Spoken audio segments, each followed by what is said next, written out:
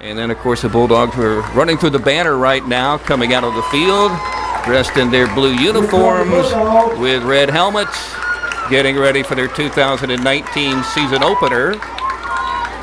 The Toombs County Hornets are coming out of their locker room, and they are wearing white jerseys and black pants and gold helmets, and they're running down their sideline in front of their fans at Booster Stadium.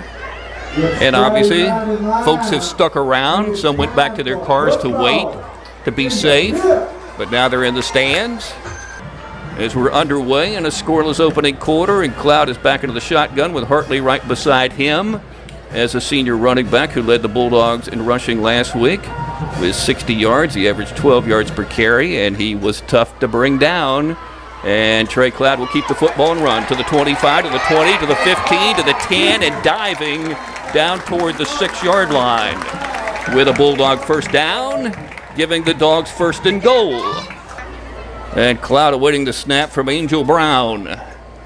And here goes Hartley diving toward the end zone, and he is going to make it in there for 6 and a Bulldog touchdown. The Dogs get the pick from Jakari Jones and turn it into points with 9:16 to play in the opening quarter on the short run by the senior Caleb Hartley. And the Dogs lead 6-0, and here's Julian Marion Vital to try the extra point.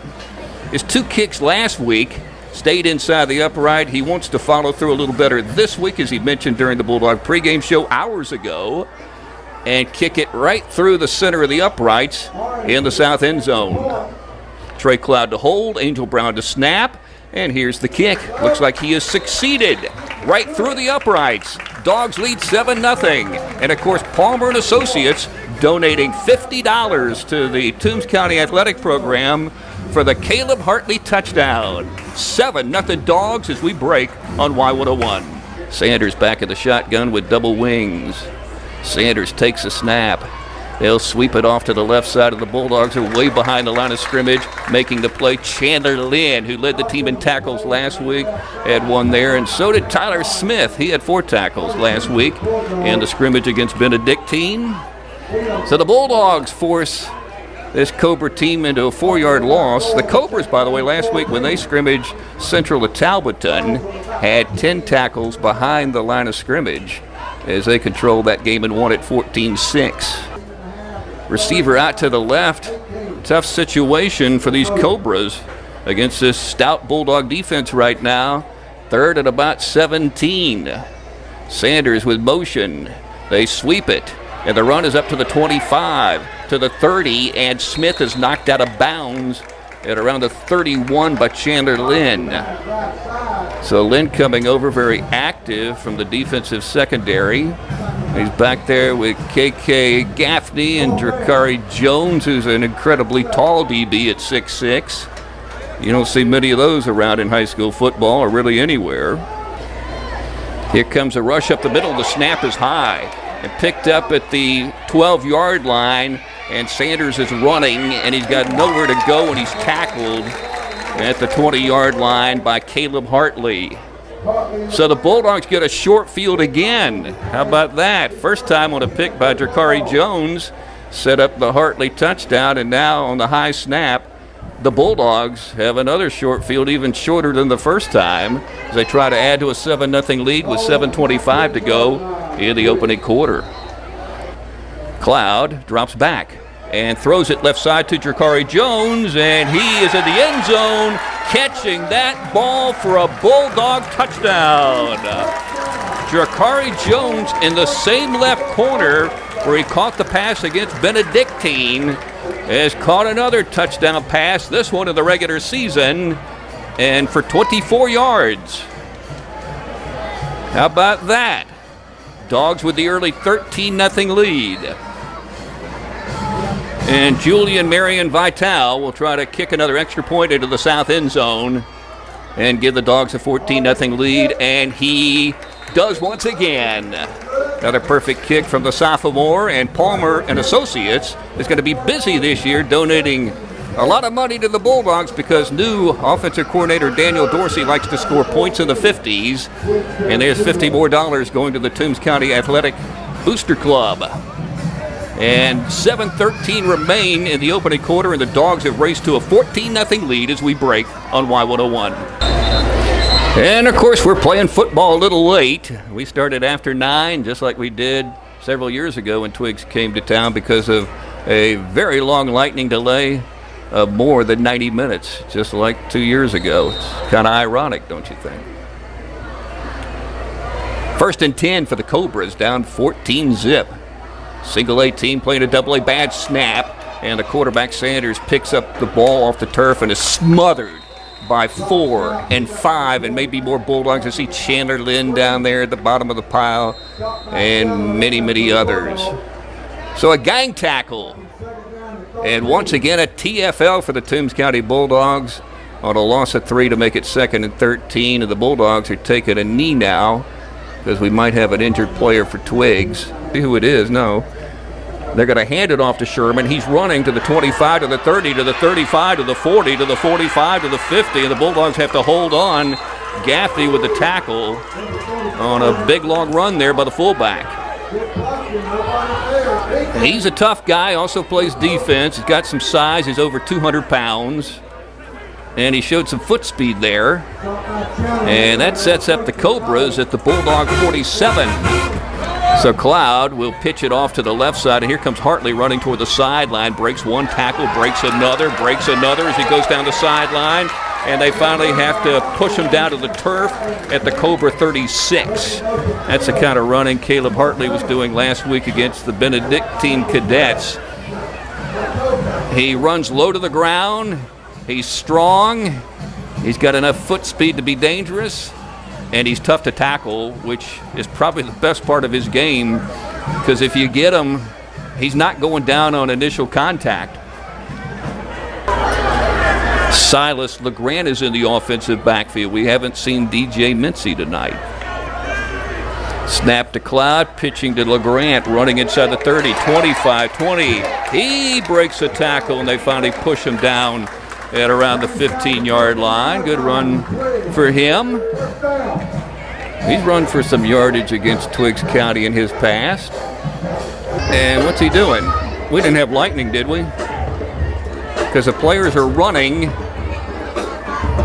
Well, it says 1:04 to go in the opening quarter. We're not changing fields, are we? The Bulldogs are running down inside the 30. I hope they're not running to the locker room. I think they are, which means lightning has been detected within 10 miles. Yeah, the Cobras are sprinting down their sideline too. Yeah, the Dogs are going into the locker room. It was too early to swap sides to start the second quarter. And the worst fear is more lightning, which means another 30-minute delay at least. So this game that started well after 9 is going to be delayed once again. Hatcher back in the gun, dropping back on the 3rd and long play, and he's going to throw it long across the middle, and he overthrows his intended receiver as the Bulldogs are trying to track it down. DJ Mincy on the coverage was trying to race down an interception, but it was well past him, and even with his speed, he could not get to it to catch it or even touch it. And it's 4th down, and Hancock Central will punt. Their first snap was a little high, and of course last week against Twigs, the Bulldogs were the beneficiary of a high snap in which the punter had to pick up the ball off the turf, and then the Bulldogs were able to make the tackle and get great field position for one of their short drives in the ball game. There's another high snap, but he catches the ball and boots it away, and boy, he kicks a nice one. Oh, there's a terrible hit on one of the Bulldog safeties trying to catch that ball. And boy, did he nail him, and I think that's Chandler Lynn, and Chandler is still down on the turf. He took a massive hit, and that is going to be a personal foul. And let's hope Chandler is okay. He had no chance to get out of the way, and Ashley Statz, the athletic trainer, is coming out to check on Chandler Lynn. Drakari Jones split out to the short side of the field. And, of course, he's made 2 catches for touchdowns in the left corner. Here's a throw to Drakari. Jumps up, catches the ball, and they upend him, and he comes down at around the 33. I think he needs a 32 to get the first down. And he's going to come up a little more than a yard short. And Trey Cloud is back under center. Hands it off to Hartley, and he is upended, kind of like Drakari was, and dives inside the 30 as he was tackled by Ivy. First down, Dogs. He got just enough to pick up a Bulldog first down. Usher remains in the offensive backfield. Cloud back in the shotgun. 3 receivers to the wide side of the field. The lefty pump fakes, and now he's going to throw it into the left corner of the end zone toward Drakari Jones, and he makes the catch, but he may not have gotten into the end zone. Let's see. Drakari Jones catching that ball. And this is kind of like the end of practice. This is what they do. They send him out there and see if he can kick under pressure. So here's the pressure. Good snap. The kick up in the air. And it is going to sail through the uprights for his first ever Bulldog field goal from 31 yards. And the Bulldogs take a 3-0 lead with 11:55 to play in the second quarter as we break on Y101. And Hatcher looks over toward his sideline. He's standing at the 30, taking the snap. Another running play. And this time the Bulldogs will get their third TFL on an aggressive tackle by Brandon Usher. 14-6. And here's a throw. Open receiver making the catch. And that'll be good for the first down. And Morris with the grab. And the tackle was made by Tyler Heath. A corner for the Toombs County Bulldogs. And how about Hancock Central moving from inside its 5, trailing 3-0. And now they've taken the ball down to the Bulldog 42. Second down and 10 for Hatcher and Hancock Central for the Bulldog 42. Hatcher to throw, under pressure, wrapped up, sacked by Brandon Usher. Usher clapping his hands. He broke through the line of scrimmage, and he gets a big sack for the Toombs County Bulldogs and a loss to the midfield stripe. Loss of about 7. It's going to be third down and 17. So second and 10 for Hancock Central at the Bulldog 44. Hatcher back in the gun, taking the snap, dropping back. Not too much pressure on him as he throws it down the center of the field, hanging up in the air and picked by the Toombs County Bulldogs. And run to the 10, to the 15, to the 20, to the 25, to the 30, to the 35, to the 40, to the 48-yard line, to the 50, and finally down on the interception by the junior DJ Mincy to end the half. And he was trying to slip away down the Hancock Central sideline to score points and add to the 3-0 lead. And we'll see if the Bulldogs can get it cranked up. Chandler Lynn is out on the field, lining up on the left side. He took a massive shot. Looked like he was trying to signal fair catch, and he got hit hard. And was down for a while and then came over to the sideline. It looked like he may have had a mouth injury, but he's a gamer and he's back in there. And here is the kick, kind of short over toward Chandler Lynn. Takes it at the 25-yard line, stops, starts, finds an opening down the sideline, surges ahead across the 32 on a pretty creative little run right there because he could have gotten nothing, and he got something up to the 35-yard line. So first and 10 for the Dogs as they bring out their offense here in the second half at Booster Stadium. So the Bulldogs have a chance with a defensive stop to get the ball at midfield. Question is, will Hancock Central try the hard count again like they did in the first half? And they got the Bulldogs to jump offside, so the coaches, I'm sure, are yelling, watch the ball to the defensive lineman. Don't move into the neutral zone. They do snap it and try to run it up the middle, and it looks like the Dogs are there. DJ Turner was slicing in. He's on the bottom of the pack, but other Dogs were in there trying to get a hit. And the Bulldogs are already pointing that they have stopped Hancock Central on fourth down. Let's see. The white hat is going to wave his arm, stop the clock, and signal first down, Dogs.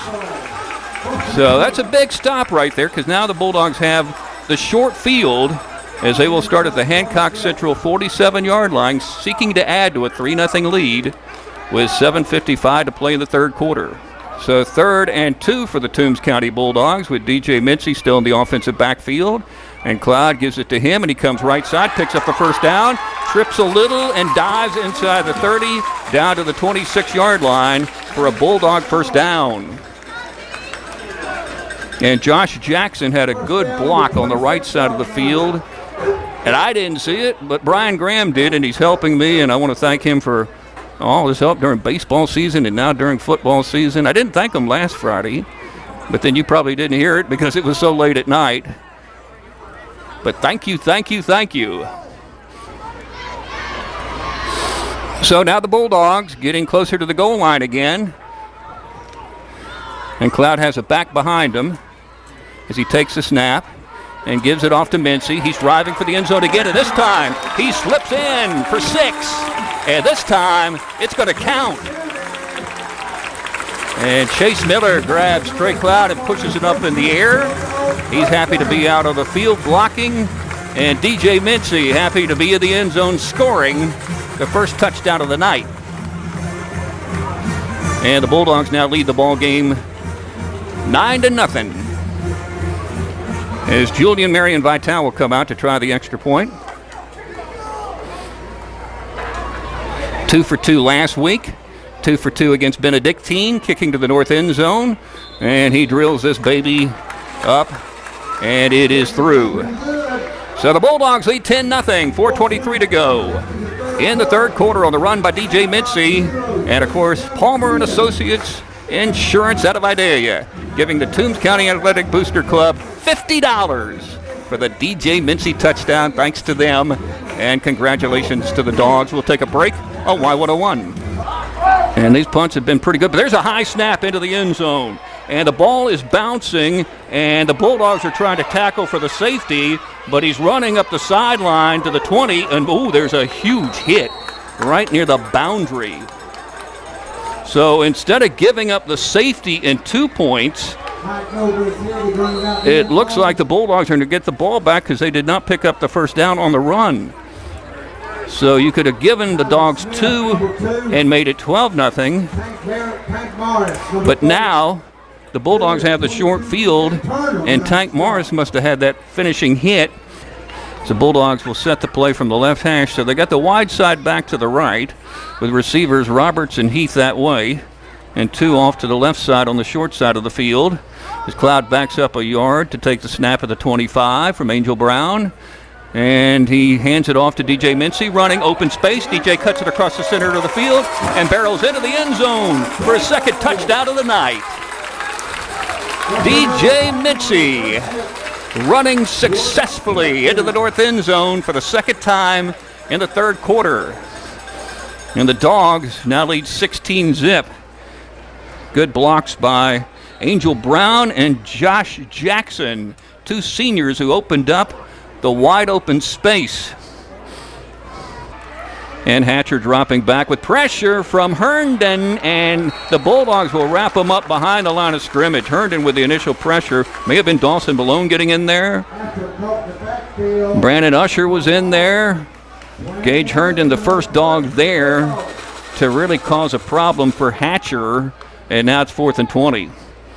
Looks like Chandler Lynn will be back with DJ Mincy on the punt. First time he'll be back there since he got injured trying to catch a ball, and he was hit illegally and knocked out of the ball game.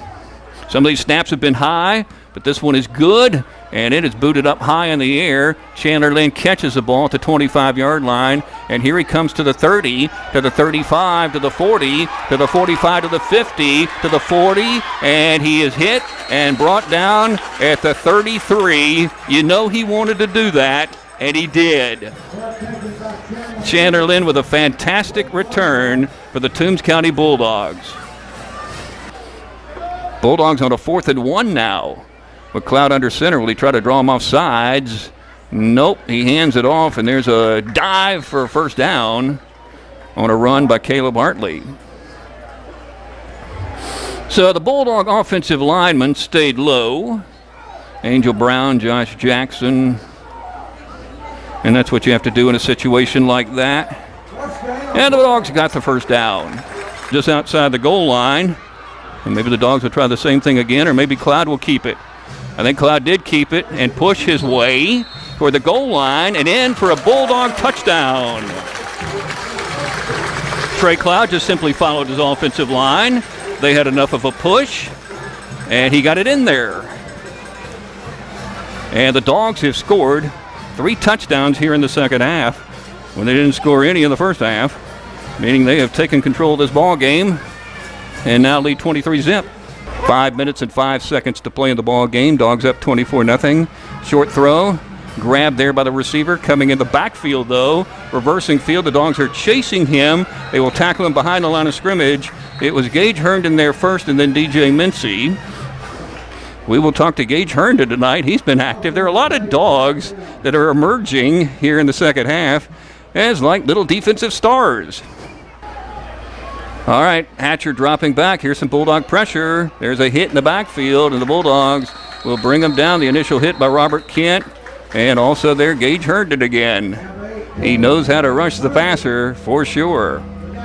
Gage getting in there again.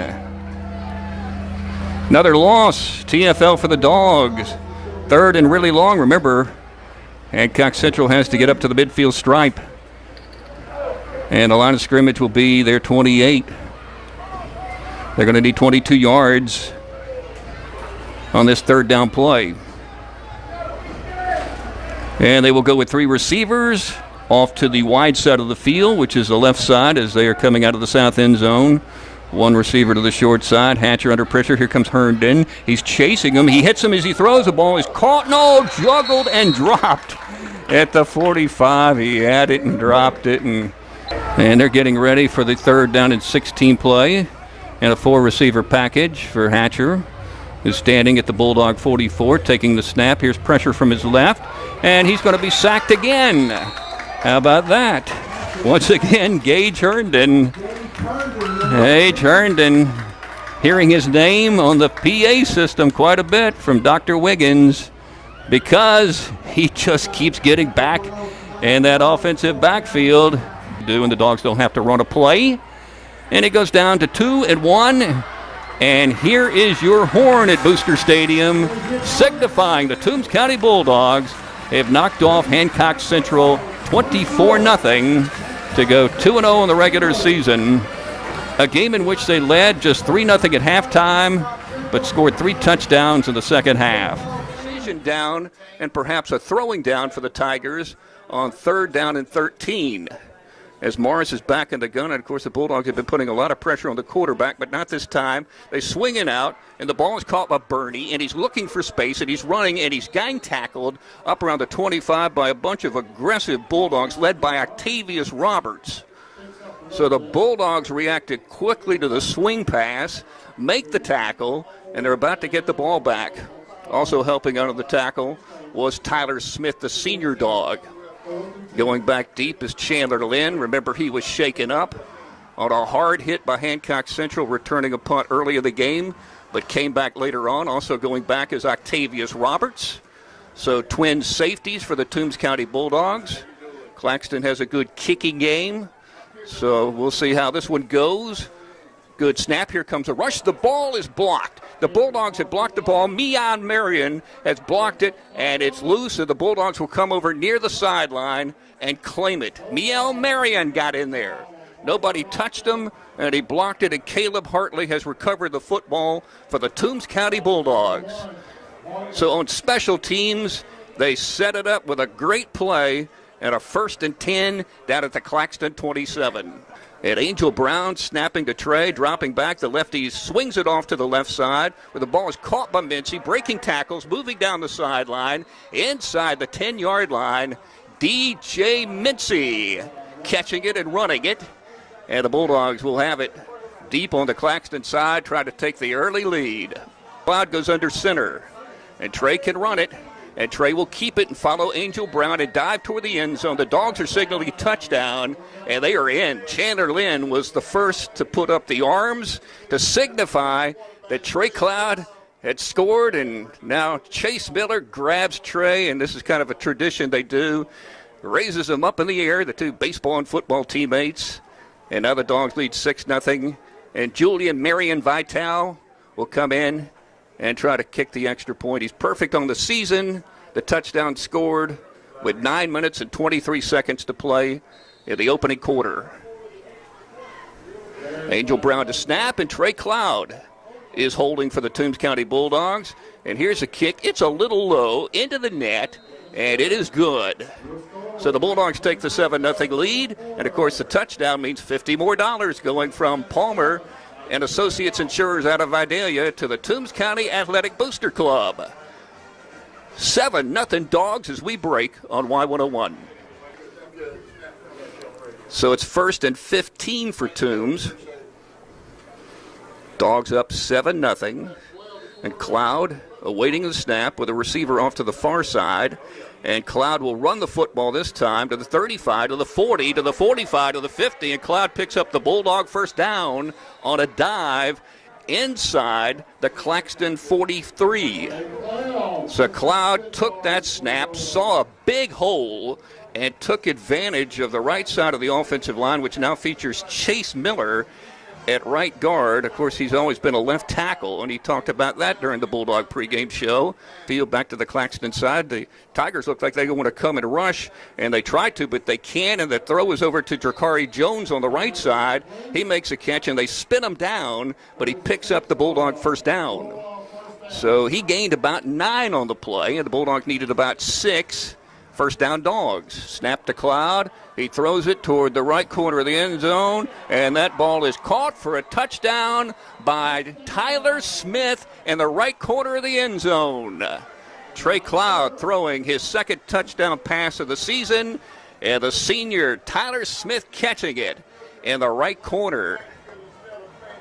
And once again, Chase Miller raises up his senior quarterback, Trey Cloud, to celebrate the Bulldogs' second touchdown of the ball game. And now they lead 13-0 with 35 seconds to play in the opening quarter. And Julian Marion Vital has drilled another PAT to remain perfect on the season.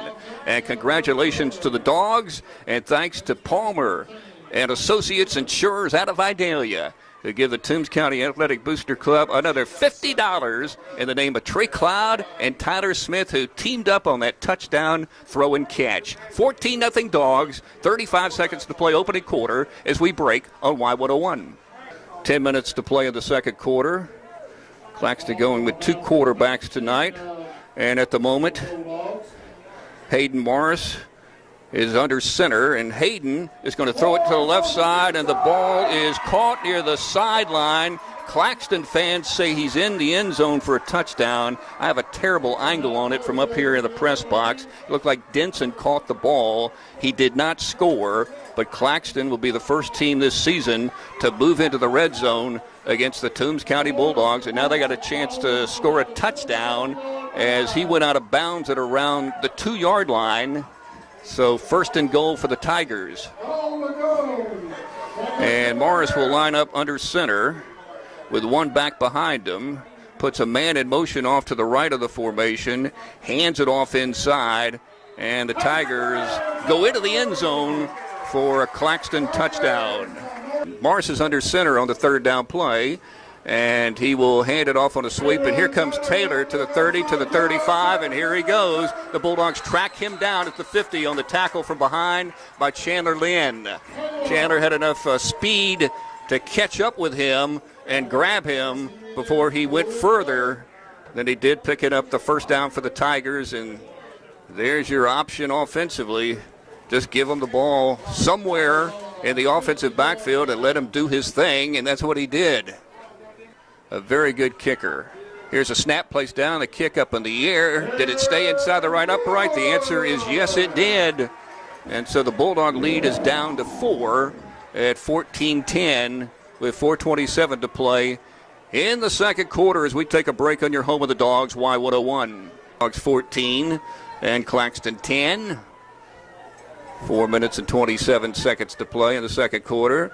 And here's his boot. It's a low line drive bouncing down the center of the field. Tyler Smith will scoop it up and run. Here he comes to the 10, to the 15. Tyler moving. Tyler to the 40. Tyler to the 50. Tyler running down the sideline. Can he go all the way? Tyler disappears from my view and finally goes out of bounds somewhere inside the 20-yard line.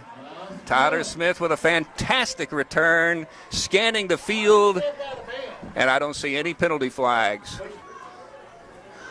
Trey slaps his hands again. Angel Brown with a snap. Trey has time, being chased by that 44. Throws it down the left side, and the ball is caught for a Bulldog touchdown.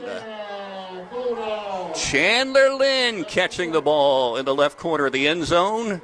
And the Dogs score 6 as he jumps up in the air. And a touchdown with exactly 3 minutes to play in the second quarter. And the Dogs lead 20-10. And Associates Insurers out of Vidalia. Back goes Morris under pressure, this time from behind, and he's sacked. Wow.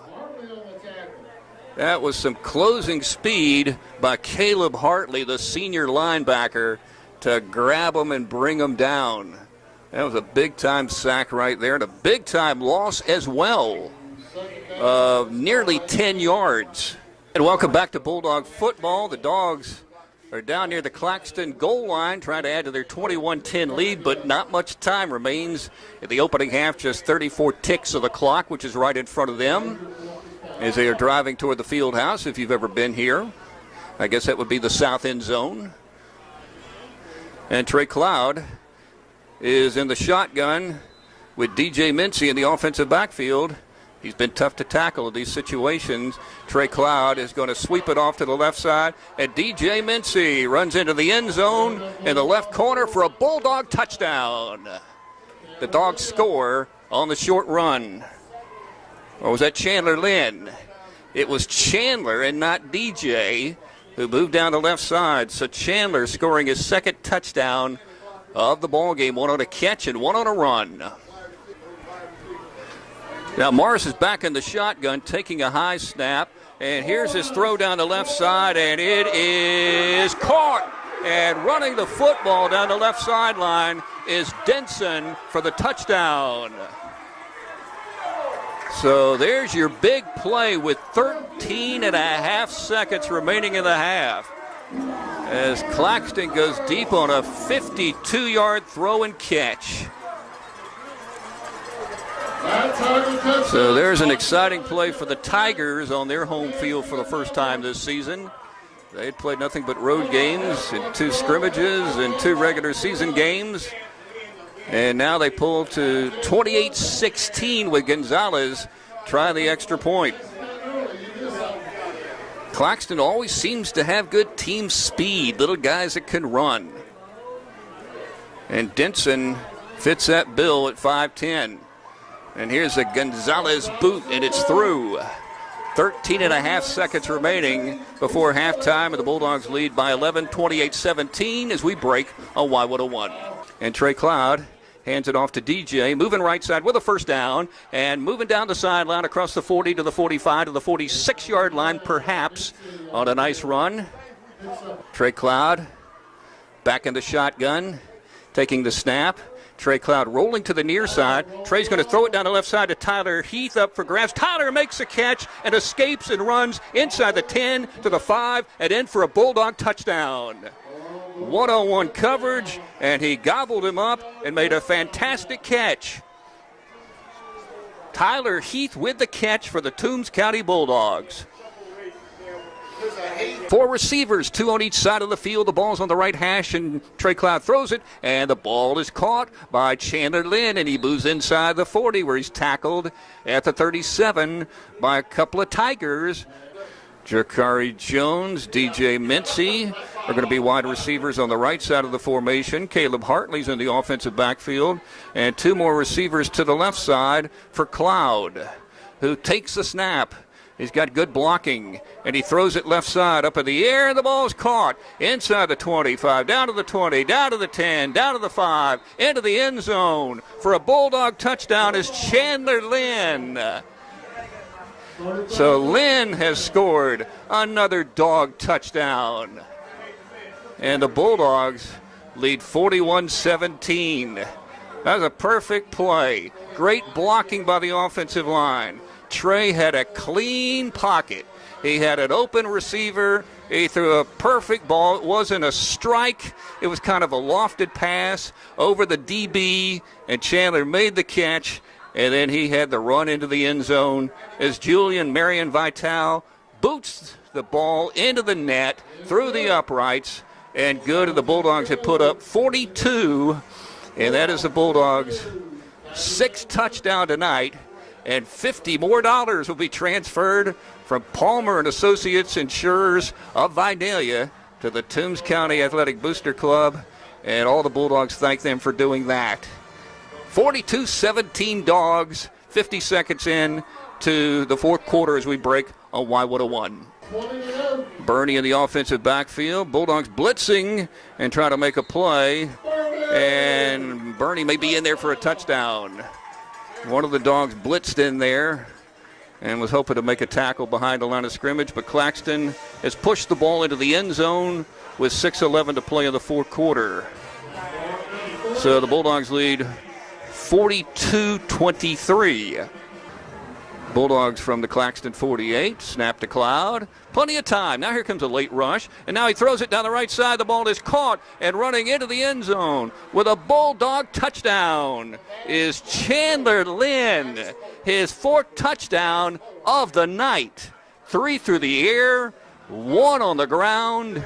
Watch out, Keyshawn Morgan, who once scored 6. So the ball just across the 50, 1st and 10 for the Claxton Tigers. Another running play. There goes Bernie slipping free. 20-15 to the 10.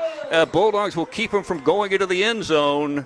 But Bernie with a big play and a saving tackle by Tyler Heath from his corner position.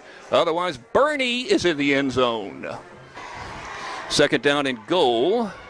And it's Bernie again on the handoff. Again to the left side of the offensive line. Again, the right side of the Bulldog defensive line able to clog up the hole and make the tackle. Maybe, no, he got in. Touchdown. So a touchdown for the Tigers with 3:39 to go. Seconds in the final play of the game as the Bulldogs will take the knee, and the clock is running. And the Bulldogs are opening up the season with 3 straight wins over single-A opposition. 2 shutouts, 14-0 and 24-0 over both Twiggs and Hancock Central. And tonight, 49-31 over the Claxton Tigers, who lose their first regular season game after a 2-0 start. Now both teams will come to the center of the field on the 50 to shake hands after an 80-point game in which the Bulldogs scored 7 touchdowns, and they win 49-31. Well, coming up next, we'll hear from the Redcoat Marching Band, and then I'll be down on the field to talk to the Dogs and head coach Richie Marsh as our Bulldog Friday night continues on Y101. And welcome to Booster Stadium on a cloudy night as we have the opening kickoff, kicked by the Better Tigers down to around the 15-yard line, and the Bulldogs' Chandler Lynn returns up to the 30 and the 32-yard line. So that's where the Bulldogs will start off their first possession in Region 2 ball in 2019. And 1st and 5 for the Bulldogs at their 39 from the left hash, driving toward the south end zone on the Legion turf. And the first handoff goes to Mincy, coming near side of the 45 to the 50, across the midfield stripe and down at the Metter 44. On a little surge to the left side, and Devin Smith, a cornerback at 6 feet and 175 pounds for the Metter Tigers, making the tackle on the Mincy run. To the snap to Cloud, and the give is to Mincy, and he had the ball stripped free, and the Metter Tigers have recovered. It was recovered by T.J. Davis. That is the Bulldogs' 3rd turnover of the year. They're normally very good on ball security. Since Richie Marsh became the head coach, there have been very few fumbles, but there is a big one as the Bulldogs have moved into Metter territory, and now the Tigers take over 1st and 10 at their 45-yard line. So this is what I was thinking to start off the game. You get a 3rd and 6 or so. It's a short 6. Right at the midfield stripe as the Metter Tigers in this scoreless game with 10:15 to play in the opening quarter come to the line of scrimmage and have just one receiver in the package. He's set up to the right side with 2 backs, and the handoff, it goes to Collins, and he's knocked down at the 49-yard line. Collins losing a little, and the stop was made by Josiah Smith. a quarterback on the B team out there wearing number 17 for the Toombs County Bulldogs. And the Dogs, after the fumble, react defensively like head coach Richie Marsh and defensive coordinator Martin wanted them to. Snap to Trey Cloud. Here comes Hartley to the 40, to the 45, to the near sideline. Scooting down the sideline and finally pushed out. And he may have been out when he was pushed. And Austin Carlisle stopped the senior Caleb Hartley on that run down the Bulldogs sideline that moves the chains once again. So here's a 3rd and 10 for the Toombs County Bulldogs in what could be 4-down territory, with Jakari Jones, a possession receiver, lined up to the left, a tall target at 6'6", playing his first year of high school football. He's an outstanding basketball player. Here's a throw to Jakari, catching the ball at the 43, makes a move at the 35, is tackled close to the 30-yard line, and has a Bulldog first down. Jakari Jones stopped by Devin Smith. Julian Marion Vital will come out. This season he's 1 for 2 kicking field goals. He made a 31-yarder against Hancock Central. He missed a 55-yarder at Claxton. And this one, he'll be kicking from the right hash. It'll be another 31-yarder. He's a left-footed soccer-style kicker, so here's a snap. Cloud puts it down. The kick is up in the air, and it is good. It stayed inside the right upright to give the Bulldogs a 3-0 lead with 5 minutes and 5 seconds to go in the opening quarter as we break on Y101 against Fitzgerald. We'll talk about that at halftime. Oh, there's Brandon Usher blowing up a play behind the line of scrimmage. Man, did he get back there very quickly, stopping Collins as he was trying to move to his left, and he's going to lose almost 3 on the TFL. 3rd and 6+ as Hobbs is rolling right side, the quarterback running, but he's chased down, I think, by Tyler Smith at around the 40-yard line. And Jakari Jones also over there as a Bulldog corner, and that makes it 4th down, so the Bulldogs do a good job on defense. Cloud looking back over toward the sideline once again. He stacked 3 receivers to the wide side of the field, which is to the right. The ball's on the left hash. 1 receiver that way. So you know it's going to be a throwing situation as the lefty drops back and throws it right side. Roberts is open, but the ball is picked at the last minute and returned by Metter to the 45, to the 50, to the 45, to the 40, to the 30. Breaking a tackle, the Dogs finally bring him down at the 22-yard line. So now it's 1st and 10 for the Metter Tigers, trailing 3-0, and they're just outside the red zone at the Bulldog 22. Time for the Dog offense to really tighten up against the wing T. Taj Hobbs is under center. 2 wings at a back, 1 receiver. And Collins in motion, taking the handoff, and a couple of Dogs grab him quickly, and it takes more Dogs to bring him down. He's got strong legs and keeps him driving, and he was tackled there by Tank Morris and others. So a gain of 1 for the Metter Tigers, who trailed 3-0 with 7:50 to go in the second quarter. And the Tigers are old school when it comes to huddle under head coach Rodney Garvin. They break the huddle and come to the line of scrimmage with their wing tee. They stayed in this, and Hobbs crouches under center, puts a man in motion, and hands it off left side. The ball's loose. The Bulldogs dive. The Bulldogs are pointing. The Bulldogs have the football. They have recovered a fumble, and they are hopping up in the air. Looks like maybe Brandon Usher came out with the football. Yep, Brandon grabbed it off the turf, and the Bulldogs keep their shutout going in a tight 3-0 game. But he's off to a good start with solos and assists. 6-yard gain, 2nd and 4. Metter from the Bulldog 43, still on the right hash, and they will hand it off, and the Bulldogs will bust up that play on the run by Coney. And getting in there quickly was Brandon Usher. So you got to figure Usher and Hartley are going to pile up a lot of tackles. Josiah Smith also playing well as a defender. How many quarterbacks could do that? That's a TFL, and now it's 3rd down and 7 for Metter. And here come the Bulldogs, and their defense trying to make a big play on 4th down with a quarterback keep it.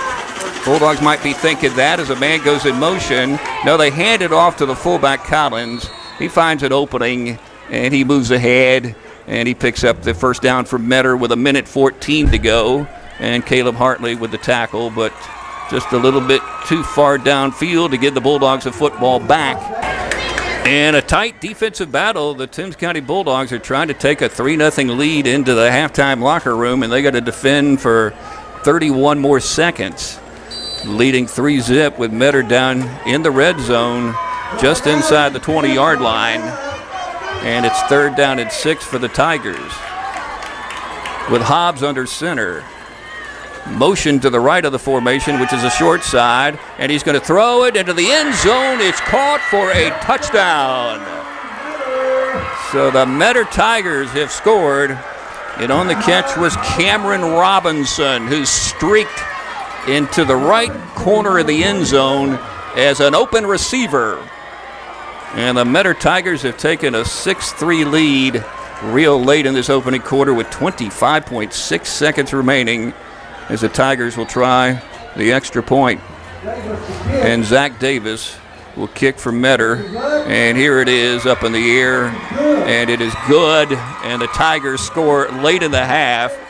And the Bulldogs come to the sideline after pitching a shutout for almost the whole half. And now they're down 7-3 as we take a break on Y101. So, a long field for Metter. Yeah, the Bulldogs played well defensively until yielding those points. You know, in the Hancock Central game, they led 3-0 at halftime and wound up scoring 3 touchdowns in the second half, winning that game 24-0 here at Booster Stadium in week 2 of the regular season. Hobbs is under center, putting a wing in motion, and they hand it off inside to Collins, and the Bulldogs grab him immediately around the waist and tackle him, and it was Brandon Usher, who might be headed toward double-digit tackles tonight, along with Caleb Hartley, who had 24 against Metter last year. So now the Bulldogs have Metter in a situation they like, 3rd and long, 3rd and 7. And let's see if they can seal the deal with a stop right here. Hobbs rolling to his right, and he throws it short, has an open receiver, and he breaks one tackle and runs for the 1st down, and is moving down his sideline before stepping out of bounds. Aaron Collins came out of the backfield and caught the pass, and Caleb Hartley had to run him down, but not until he picked up the Tiger 1st down, so they convert on 3rd and 7.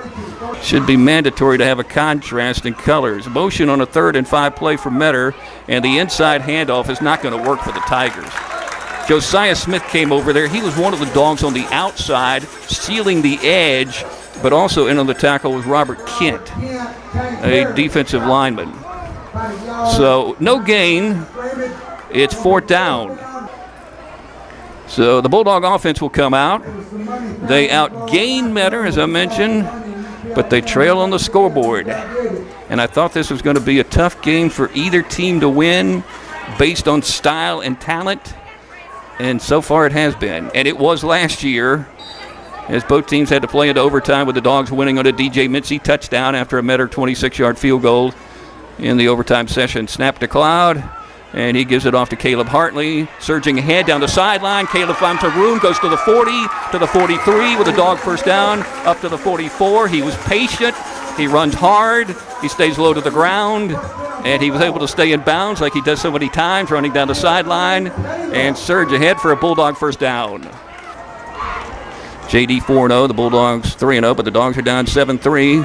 Trying to get the ball back. Hobbs on a play fake. Throws it right side. The ball's caught up at the 48 and run for a 1st down for the Metter Tigers. That may have been Collins slipping out of the backfield again. No, that's Cole McCraney, who had a catch last week against Wilkinson, 6'2" and 200, and he was open at the 47 with the clock running at 4:03 to go 3rd quarter. Metter on top, 7-3. Inside play. There's a spin. The ball's out, and it's loose at the 45-yard line. And are the Bulldogs hopping up and down? Yes, they are. Josiah Smith says the Bulldogs have recovered that ball at the Toombs 45. Tank Morris is the dog who gobbled it up. And now Cloud will come back into the offensive backfield to handle the quarterback chores with 3 receivers. And Hartley still in the backfield behind him on the 2nd and 8 play. And the give is to Caleb, weaving his way across the 50, 45 to the 40. Caleb has a first down as they bring him down at the 33-yard line. First down, Dogs, stopping the clock with 3:12 to play in the 3rd quarter. And Toombs trailing 7-3 at the Medard 33. In the center of the field is the quarterback, Trey Cloud. And taking a perfect snap, play fake. Left side, he's going to throw the ball down the sideline, overshoots his receiver, and that ball is picked in the end zone. Another interception. Trey had come into this game without throwing a pick, and Devin Smith caught that one probably about 5 yards deep in the end zone. The Medard Tigers, 3rd and 3 with 1:47 to go 3rd quarter, and Medard leading 7-3. This could be kind of a big play in this game, because if you get the stop, Medard's punting from near its goal line, and you would think Toombs would get the ball on the Medard side after the exchange of the ball. But first, you got to make the play on 3rd and a short 3. Boyd putting a man in motion, and that's Coney, and they hand it off to Collins, the fullback, and he just slices up the right side of the field to move the chains where he's tackled by Caleb Hartley. So that was a strong run right there by a guy who's been busy tonight carrying the football. And make a play as the quarterback is running, and Hobbs to the outside, runs for the first down and crosses the 42 to the 43, where he's tackled by Drakari Jones. So Medard is starting to convert consistently on their 3rd down plays, and now Chase Miller, a bigger player, is going to come out and play on that defensive line, replacing Dawson Malone. So big 64 is out on the field. He plays on both the offensive and defensive line. And a smaller player who we talked to during our Bulldog pregame show, KK Gaffney, replaces Tyler Smith. As Hobbs turns and keeps the football and goes outside, and the Bulldogs track him down quickly and tackle him to the ground. Good tackle by Drakari Jones, who shows he's not just an offensive player, he's making plays on D. And again, the Dogs are down 7-3, and we're halfway through the 4th quarter. And it's 4th down and 1 for the Medard Tigers. And here we go. And let's see if the Bulldogs are in the mood to make a big play. Linebackers creeping up toward the line of scrimmage. And there's a hit, but I think he may spin and get enough for the first down. And the chains are moving, and the Tigers have converted on 4th down. Tank Morris making the stop, but there wasn't much margin for error, as I guess Deacle ran that ball and picked up the first down. So they go with somebody fresher here in the 4th quarter on a probably 80-degree night right now, and he's making plays for them on offense. 4.5 to play. The Tigers have burned a lot of clock. Josh Jackson running onto the field. He's going to come in and play on the defensive line and try to use his big body to stop some of those inside running plays, because that's what's eating up the Bulldogs right now and why they can't get the ball back. They're giving up decent chunks. They need plays behind the line of scrimmage or near it. And it's 3rd down and 3 for Medard. They run it inside again. This time the Bulldogs are there. Oh, boy, they beat them to the punch, knock them all the way back to the 20. That won't be where the ball is spotted, but Gage Herndon got in there. That was big. Now it's 4th down. No gain, even though it looked more dramatic than that. Clock running with 3:37 to go. And let's see if Medard runs the play. Maybe tries to draw the Bulldogs off sides. Everybody on the sideline will be yelling, "Watch the ball, watch the ball." You hear that a million times. It doesn't always work. 4th down and less than 5. 4th and a long 3. And we got a whistle as a white hat is waving his arms. Did somebody take a timeout? Yeah, the Medard Tigers did. So timeout on the field, 3:13 to go. Metter 7 and Toombs County 3 as we break on Y101. See if he can make a play as they keep running the ball up the middle. They try to bounce it outside or go up the middle again. Here's the 4th down play. They run it up the middle, and the Bulldogs did not get the push, and Metter did on the run up the middle, and Metter picks up the 1st down. The Dog defensive line just could not get in there quick enough to give him resistance to blow up the play, to make the tackle on 4th down shy of the 1st down marker. And Metter has driven the ball inside the 10-yard line. Down to the 8 with 2:50 to go, and the Dogs down by 4. So they got to try again to keep Metter out of the end zone. Hobbs under center. Hobbs turns. Hobbs hands it off inside. This time the Dogs got the push, set up the wall, made the tackle. Chandler Lynn came from the side as one of the Dogs in there, but some of those interior linemen also key to that play. Maybe Chase Miller getting in there, and also Brandon Usher. Only 55 seconds remain in this Region 2 game, and Metter is just outside the Bulldog goal line, leading Toombs County 7-3 here with 55 seconds to go. And the Bulldog defense breaking its huddle. And this Metter offensive line and strong running game has been able to control time of possession in the second half. Turnovers have hurt the Bulldogs. They've had 3 in the ball game. And they, late in the game, just have not been able to stop a Metter drive and get the ball back. And now they're trying to make some kind of play. A strip would be exceptional for the Dogs. From the 1, the quarterback Hobbs keeps it, and he leans toward the goal line. His teammates say he is in. The Metter fans are cheering, and he has crossed the goal line in the north end zone. And now the Bulldogs are down by a score of 13-3 with just 50 seconds to go. No rush. Cloud throwing it. This time the ball is caught by Chandler Lynn. Zigging and zagging, making a move to the right, trying to get out of bounds, and he does scoot out on the Dog side near the 49-yard line, where he is tackled by Smith. And that will move the chains and stop the clock with 32 seconds to go. And again, no rush because he got out of bounds. Got enough for the 1st down and then scooted out from the Metter 31 or so as Cloud drops back, has protection, now rolling. He's going to throw it toward the end zone, up in the air, up for grabs, and picked by the Metter Tigers down around the 5, and returned up around the 20 as the horn sounds, and the game comes to an end. Last year it was the Toombs County Bulldogs who went to Metter and won in overtime on a DJ Mincy touchdown run, and tonight it's the Metter Tigers who come to Booster Stadium, and they score a touchdown and win the ball game. And then they scored one more, of course, but they only needed one tonight to beat the Toombs County Bulldogs. 14-3 the final. And both teams are shaking hands as the Region 2 schedule opens up. And the Dogs lose their first game of the season to drop to 3-1. Just outside the Bulldog 10 for Bacon. And the Bulldogs still need to make a play. Here comes some pressure on Moore, but he's rolling, and he wanted to throw, and now he's hit right at the line of scrimmage by Tank Morris. He looked toward the end zone. He also hit by Brandon Usher, who had pressure on the QB. So Tank Morris with the tackle for Toombs County, and not a TFL, but one right at the line of scrimmage to make it 2nd down and 10. And the clock continues to run as Bacon County has burned off almost half the first quarter clock in this scoreless game.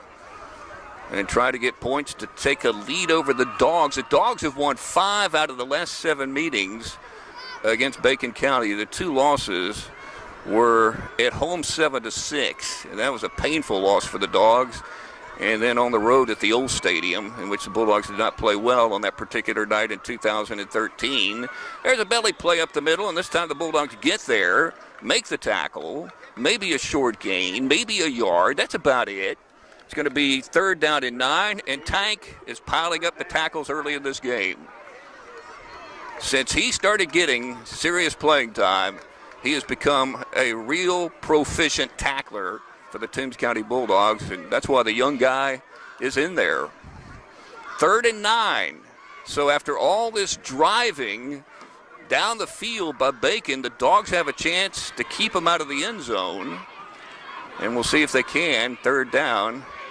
And Moore pitching right side. And the Bulldogs got him behind the line of scrimmage. Chandler Lynn making the tackle. And I believe that was Tyquez Brinson who was running the ball to the right. He wears either number 1 or 24, according to the play-by-play guy for Bacon. And he wasn't sure which number he'd have on tonight. I think he's wearing 1. Now Bacon County will try a field goal. The Raiders will place the tee down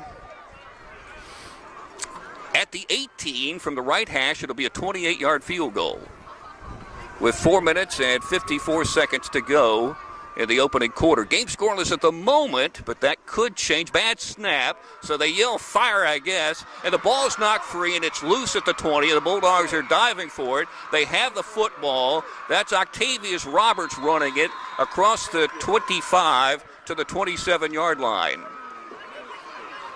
So a bad snap, and then, of course, everybody's scrambling. Receivers running toward the end zone or close to it, and the Bulldogs are able to get the ball. And remarkably, they do not give up points despite a very proficient Bacon drive into the red zone. And take the direct snap. That time went on the sweep. Here's a pitch to the left side to Mincy, to the 35, to the 30, breaking a tackle, going down the sideline to the 15, to the 10, and they push him out of bounds outside the 7-yard line. Nice run by DJ Mincy. The tackle made by Nkosi Batten. By the way, Caleb Hartley not dressed out for this ball game tonight. So they're missing their senior linebacker and running back. So DJ Mincy's going to get a lot of carries this evening. On first down, Cloud pitching it right side of Mincy. Going to the outside, to the 5, to the 4, into the end zone. He has scored a Toombs County Bulldog touchdown on a nice block by Tyler Heath. The Dogs drive downfield quickly, and they do it with all running plays. And now the Dogs are on top. 6-0. And so to avoid a conflict with the squeal, the Dogs will play their ball game on Thursday, and it'll be homecoming. I'll explain why it's homecoming in a moment. And here is Moore throwing it left side. The ball's caught. Ooh, there's a huge hit right at the down marker by Tyler Heath. He came in there with his shoulder pads, not his helmet, but he leveled the receiver who caught the ball. Good for the first down. Xavier Williams took that shot on the catch. But once again, the Raiders move the chains. So this winless team, which played Berry in a competitive game and scored in the 20s, and got beat last week 53-16 by Jeff Davis, is moving the ball on both possessions against the Toombs County Bulldogs, and now maybe it's Williams who's down, so we get time out of the field. Second down for Bacon. Two receivers to the left, one to the right. Looked like the one to the right left early. No flag. And Moore is flushed out of the pocket, so he steps up to the 39. He throws it way downfield. Has a man who makes the catch or not. Let's see. He's in the end zone, and they have ruled that pass incomplete. And that was Peterson trying to catch the deep ball, and he almost did, and it's a good thing Tyler Heath was there, or otherwise they score 6. Also helping out the senior safety, Tyler Smith. He chucked that ball a long way, and it was on target, and it was nearly caught in the end zone toward the right corner for 6. Somebody knocked it out, perhaps. Last week at this time, the Bulldogs were up 3-0. They're up 8-0 right now. There's a direct snap to DJ Mincy running the football to the 25, to the 20, breaks a tackle, headed down the sideline and into the end zone for another Bulldog touchdown. This time he does it on a run of about 28. And it was a Wildcat snap. That's the first time I believe he's run the ball out of the Wildcat. Chandler Lynn has done it several times this season. But now the Bulldogs lead 14-0. We can hear traffic patterns up here. I think I hear a helicopter. We're very high on top of the stadium. There's a pressure and a sack behind the line of scrimmage, back to the 34-yard line by Brandon Usher, who's one of the top sackers on the team. Where's number 30? built strong, very powerful. Once he gets those legs driving forward, it's tough to stop him. And he got to his man, and that was a quarterback Moore, and he put him into the turf back at the 35-yard line.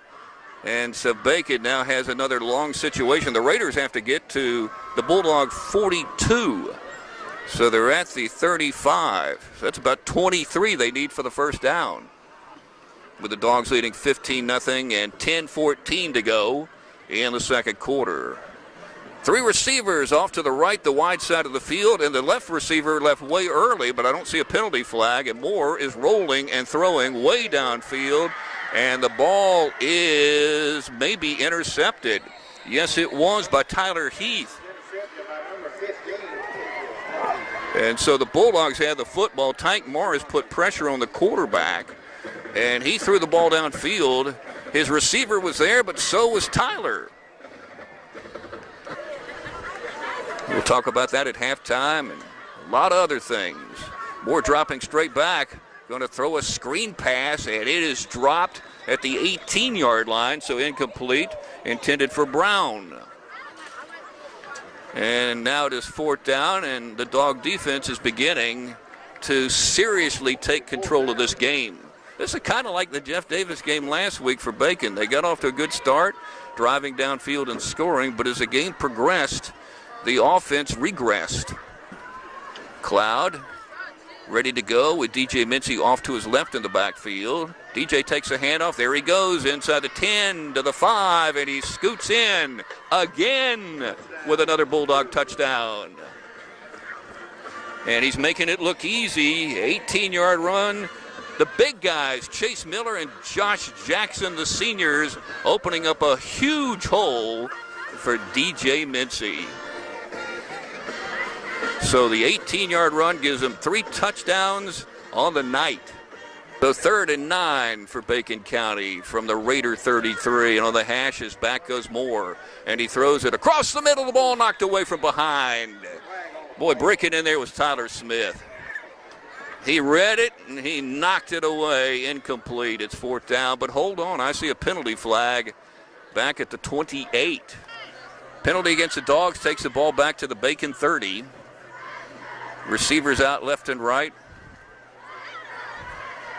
And Cloud hands it off to Mincy, bouncing to the outside of the 30, to the 25, to the 20, and inside the 19 on the hash. He's tackled close to the 18 as he left a couple of Raiders on the ground as he ran by them. Is the other primary running back for the Toombs County Bulldogs, and linebacker. DJ running up the middle this time, inside the 10. DJ moves it off to the left side. Tough to tackle again. Takes a bunch of Raiders to belt him down to the turf at around the 6, and Pruitt was the one that finally got the junior to go down. That'll stop the clock as they move the chains with 2 minutes and 42 seconds remaining in the second quarter. And will they let DJ score another touchdown? Because he is able to run against this Raider defense for sure. Snap to Cloud, give to DJ. DJ up the middle, following the right side of his offensive line. He gets close to the goal line, but did not get in. So now it's going to be 2nd and short, as the Bulldogs will come to the line of scrimmage, of course, with no huddle. And your quarterback can keep it. That's Trey Cloud, or he could just simply hand it off to DJ. And Cloud is under center, gives it to DJ, and he goes up and over and into the Bacon County end zone for 6. DJ Mincy scoring his 4th touchdown of the night, and that's a 1-yarder. As the Raiders are trying to get points, down 28-0. And it's 4th and 12 for Bacon at the Dog 43 on the left hash with 4 receivers for Moore and a back right beside them. Dogs with their 3-man front. And let's see what happens on this play on 4th down as Moore throws it across the middle and incomplete. And the Bulldogs will take over with 19.3 seconds remaining in the half and up 28-0. They'll probably take a little knee right there. Brandon Usher had pressure on the quarterback and may have hit his arm as he threw it. So Usher had a good first half. DJ Mincy certainly had a good first half offensively and making plays defensively. And DJ scoring all 4 touchdowns.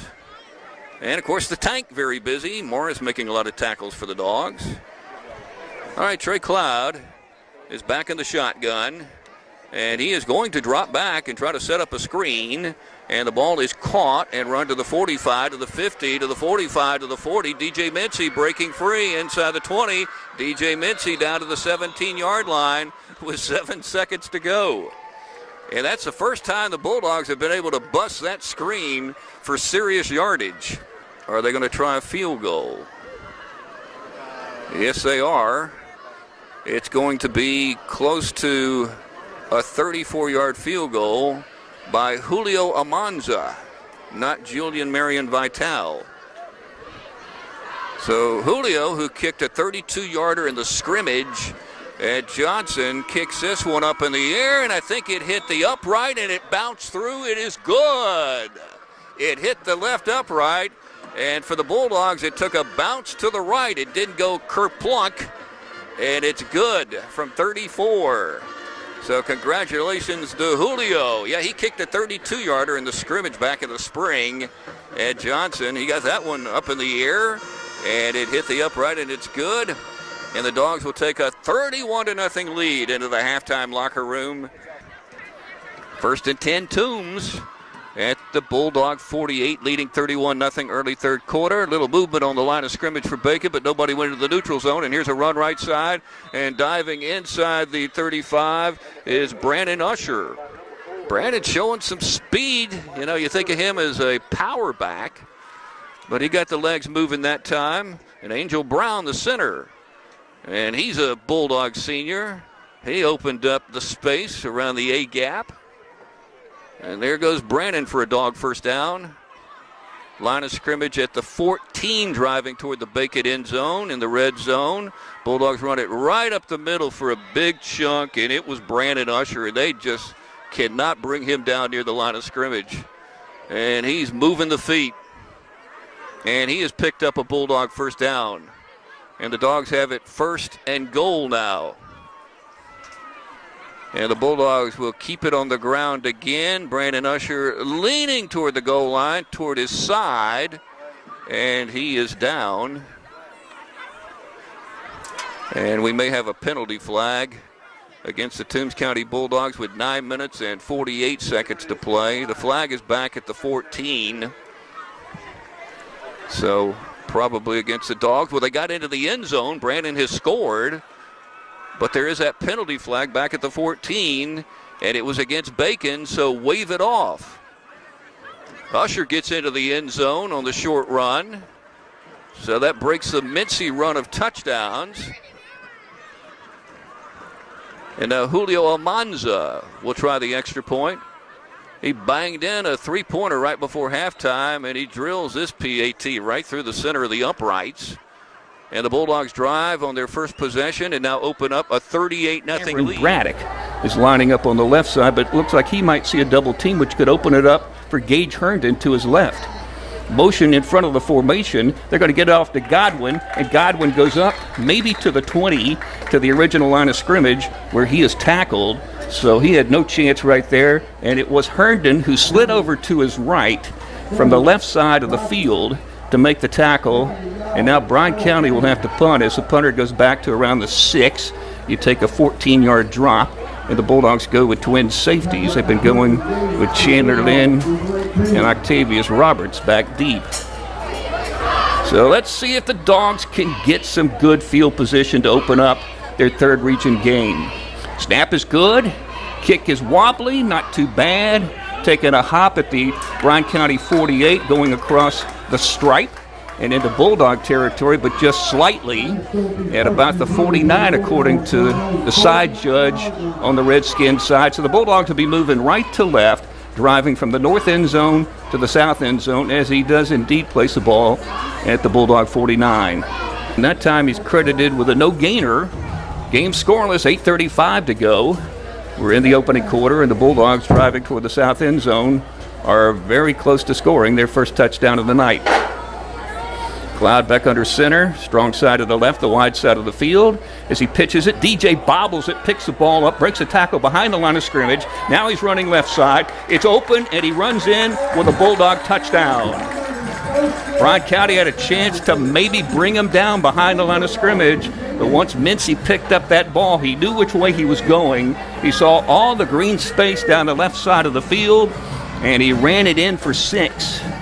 Coming off a 4-touchdown game against Bacon, he opens up this game with a touchdown with 8:12 to go to put the Dogs up 6-0 here in the opening quarter.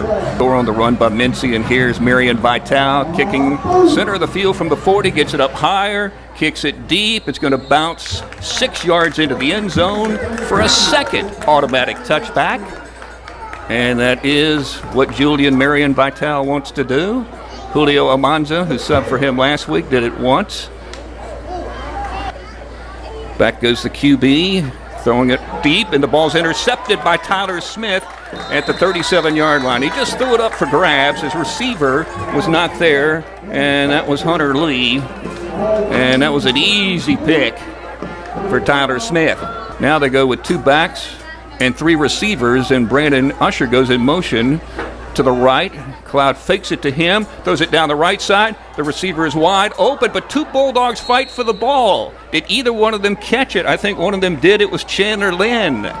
There were 2 dogs down there, and Chandler Lynn makes a snag down at the 6. Cloud is going to settle behind Angel Brown and hand it off to Brandon Usher, and he cuts to the right, and he scoots into the end zone, and nobody touched him for the touchdown. He kind of zigged it off to the right corner in the south end zone for 6 with 7:34 to go in the opening quarter. Well, let's see if the Bulldogs can do it a third time, and of course it always begins with Marion Vital kicking the ball in the end zone. Dogs up 14-0, 7:34 to play in the opening quarter. Julian runs 6 yards at it. Low line drive, and it bounces into the end zone, of course, and so the Dogs will force Bryan County to start from the 20. Nothing better than that being automatic. And they throw it near side. Tyler Heath with the pick. He's going to run it in from the 12 for a touchdown. The pass was high. Tyler with an easy pick and a pick 6 to add to that. And that comes with 6:35 to go in the opening quarter. That's 2 easy picks for the Tylers, Smith and Heath. But Smith didn't get to score the touchdown. Tyler did. Sending 2 receivers to the right, 1 to the left. Ball's on the right hash. Most of the action has come from that hash both ways, left and right in this ball game. And the QB dropping back, throws it up high across the middle. This is pickable, and Tyler Heath picks it, but the ball's knocked free, and Tyler Smith picks it up with his right hand, and he's running across the stripe, and they push him out of bounds at the 44. Bulldogs up 21-0, 5:08 to go second quarter. Offensive line controlling the situation right now. Big push, big holes. Maybe one more handoff could do it right here. From inside the 10, Brandon Usher takes it. Bunch of Redskins grab him, and he's no match for about 5 of them, and they push him backwards. So that time, Bryan County won the battle on the line of scrimmage. So it'll be second down. It's second and goal. As the Bulldogs started that play inside the 10, and I don't think Brandon got anything, but I don't think he lost anything. Nothing substantial. So second down, Cloud taking the snap, gives it to Brandon, up the middle, hit, and now they grab him. He's still pushing and pushing and pushing and pushing toward the goal line, but he didn't get there. But he was trying to. They never stopped his progress until the bitter end, because he at least gained 2 or maybe 3 yards after the pushing started, and now he's down to the 2 on probably a 6 or 7 yard gain, and just give it to him one more time and maybe he can take care of business. Usher leans toward the goal line, and he's in. A Bulldog touchdown with Brandon Usher doing the work.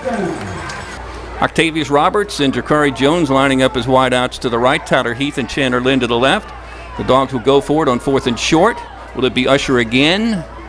Hall hands it off, and Usher has the first down, surges inside the 25, breaks a tackle, lowers his shoulder pads, moves down the sideline, breaks another tackle, and finally goes out of bounds around the 6 or 5 yard line. Finally brought down by Kadrian Lee, but it wasn't easy. Usher with a heck of a run. Hall back in the shotgun, Usher to his right. And Hall keeps the football and runs toward the end zone, and he goes in for 6.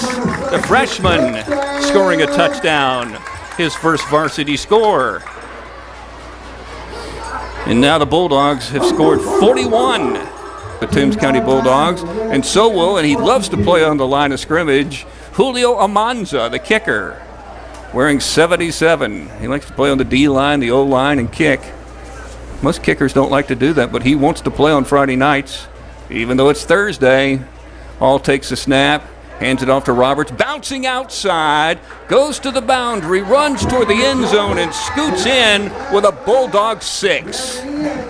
He showed some cutting, darting speed on that run, as no Redskin could lay a hand on him, and Octavius Roberts scores on what is about, I guess, a 16-yard run.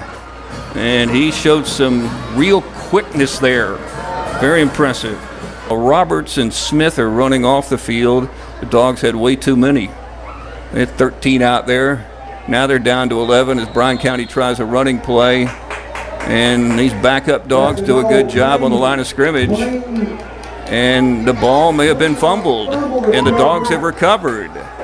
So the Bulldogs are going to take over with the clock running with 10 minutes to go. Hunter Smith scooping up the ball for the Dogs off the fumble. Deep on the Bryan County side, down around the 15 or so. So the freshman will go under center with an I formation behind him. And we'll see who gets to run the football. Right up the middle and into the end zone for a touchdown is Octavius Roberts. Nobody touched him. Wow, huge hole, and not a linebacker or a safety could get over there, and Colby Scott must have opened it up with Dawson Malone, a guard and a center. And the Bulldogs have scored 54. So 1st and 10. Thomas Cloudy in as a wide receiver. He's been playing very well defensively for the B team. Oh, that's running the football is Thomas. He was in there in the backfield, which I haven't seen him do that. And Thomas searches ahead, the younger brother of Trey Cloud, the quarterback. And on his first varsity carry, he gains 8. Never seen him run the ball. That's something new. He doesn't run it in B team games. I thought maybe he was out at wide receiver. He takes the handoff again, and he runs for the first down. Thomas Cloud is quite an improved football player this year, and he's been a real tough tackler for the B team, making some plays even behind the line of scrimmage. And he really seems to understand the game well when I interview him. He's able to explain everything. First down for the Dogs with 4:13 to go. He can tell you what they're doing and what the Bulldogs are doing. He breaks it down well. Quarterback under center. Hall turns, and he hands it off to Myrick, and he's running the football in a little weave down the left hash inside the 35 where he's tackled near the 33. Hall set to go with the I formation, and Hall keeps the football and moves it forward into the south end zone for a touchdown. And the Bulldogs jump up and down and celebrate. Of course, these are all B-teamers playing right now as they add on and hit the 60s for the first time in I don't know how many years. They got 61 on the board with Julian, Marion, Vital coming out, and $50 more will be making its way from Palmer and Associates Insurers out of Idea to the Toombs County Athletic Booster Club. Trey Cloud holding, the kick up in the air, and it is good. The Toombs County Bulldogs lead 62-0, and the clock is running at 6, 5, 4, 3, 2, 1, and homecoming night is over for the Toombs County Bulldogs. And now both teams will come to the center of Booster Stadium to shake hands after this Region 2 game. Big night for the Dog offense. Mincy scored a touchdown. Usher scored 3. Tyler Heath on a pick 6 scored 1. And Gavin Hall scored 2. And Octavius Roberts scored 2. And I hope that all adds up to a 62-0 victory for the Toombs County Bulldogs. And now they get ready for their rival in what will be a big Region 2 game next Friday night at Buck Cravey Field. Toombs and Vidalia right here on Y101. You heard from Julian Marion Vital in our Bulldog pregame show, and he was very consistent last week kicking the ball into the end zone, and he'd love to start off doing that. We have a breeze up here in the press box, but looking down at the field at the American flag, it's kind of still over there to the end zone. He's kicking 2, so he perhaps will have to do it with his powerful left leg, get that ball into the end zone and give the Indians a long field. Big crowd here tonight on both sides. Obviously, it's the county showdown, and it's about to begin. 48 intense minutes of football as Marion kicks it down the right side. The ball will be bobbled very close to the 1-yard line, and it goes out inside the 1. It hit an Indian. He juggled the ball and never gained possession. And instead of starting at the 20 on an automatic touchback, the Indians start at the 1-yard line. And, of course, they'd love to get off to a great start defensively in this ball game, making plays at the line of scrimmage. Ready for the first play from scrimmage. Indians run the wing. Davis is under center. Davis will turn and hand it off to Stanley. He's got a hole as he moves the ball up across the 8 to the 9 and maybe to the 10-yard line. He showed a quick burst of speed off the right side of his offensive line, and Tank Morris, the leading tackler for the Toombs County Bulldogs, came over and he drug him down to the natural grass here at Buck Cravey Field. And now the Indians have gone from the 1 to the 33. They've gained 32 yards as Davis will hand it off inside, and oh my goodness, coming in there to bust up the play was Brandon Usher. He absolutely destroyed the Indian blocking him, went into the gap, filled the gap, and made the tackle behind the line of scrimmage. Brandon Usher with a big TFL. And let's see if the Bulldogs can build off that in this scoreless game with 6:24 to go in the opening quarter as the Indians, old school in a sense that they do huddle, and they send a receiver out to the near side of the field and one out to the far side, as the Bulldogs have 3 on their defensive line and a linebacker close. And here's a running play right up the middle. The Indians take the ball across the 38 to the 39, get to the 3rd level, and force the secondary to make the tackle. And it was Tyler Smith, the free safety, who came over with the finishing hit at the Indian 39. So a gain of 7. He's their leading rusher this season. He's in the backfield right now. Wears number 6 for Vidalia in the maroon jerseys and the gold helmets. He takes a handoff, comes near side, and spins down inside the 45 and down to the 44-yard line. And Caleb Hartley, the linebacker, making the Bulldog tackle, but the Indians moving the chains again. Vidalia nearly burning off 8 minutes of the opening quarter clock. Ford on 4th down. And here comes Davis running near side. He's hit once. He breaks the tackle. Now he's wrapped up and tackled to the ground in a 101 at the 42 by one of the best tacklers in the business, Tank Morris. So the Bulldogs have the chance right here on the short gain to get a defensive stop. Gain of 2, 3rd and 8 for Vidalia. 2:39 to go as this first quarter clock just keeps ticking and ticking. And the only Bulldog to touch the ball so far in the game, Julian Marion Vital, and his left foot when he kicked it off, and it was fumbled out of bounds by the Indians at their 1. No score. Davis rolling to the right. Davis stops. Davis fires. Downfield. The ball is caught and taken into the end zone for an Indian touchdown. That'll be a 42-yard play. And catching the ball was Williams, and that's a big play for the Vidalia Indians. They finish a 99-yard drive with a touchdown throw. So you want to get a first down here on what's going to be a third down play needing about 5.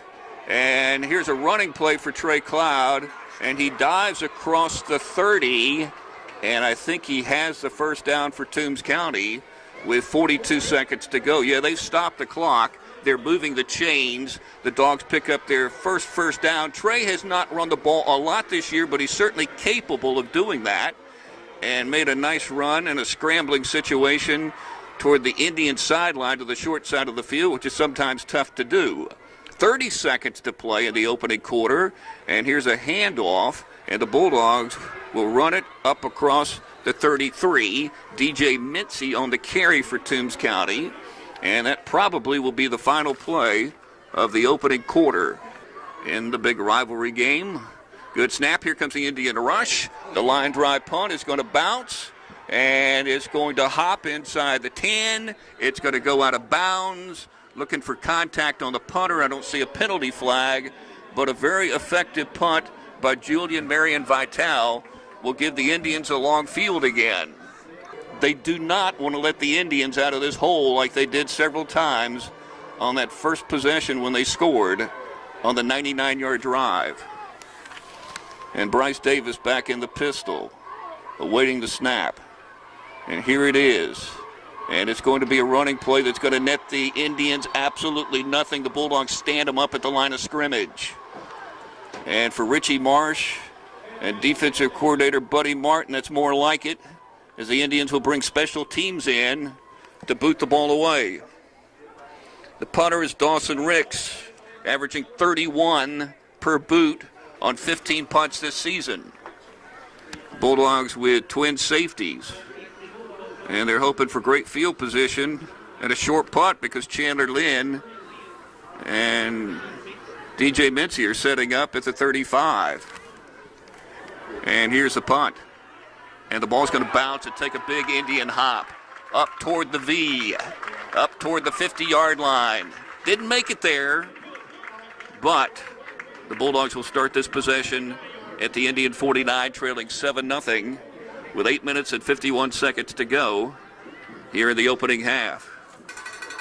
And Trey Cloud with two receivers off to the right, putting a man in motion and running a sweep play. And moving down the sideline for the Toombs County Bulldogs is Chandler Lynn, and picking up the dog first down on an effective play call by Daniel Dorsey, the first-year offensive coordinator for Toombs County, who came from Pelham, where they averaged 40 points plus per game last season. And of course he was very happy with the 62 last week because that broke a school record of 59 scored against Jenkins County in a game that I called many years ago and have very few memories of it.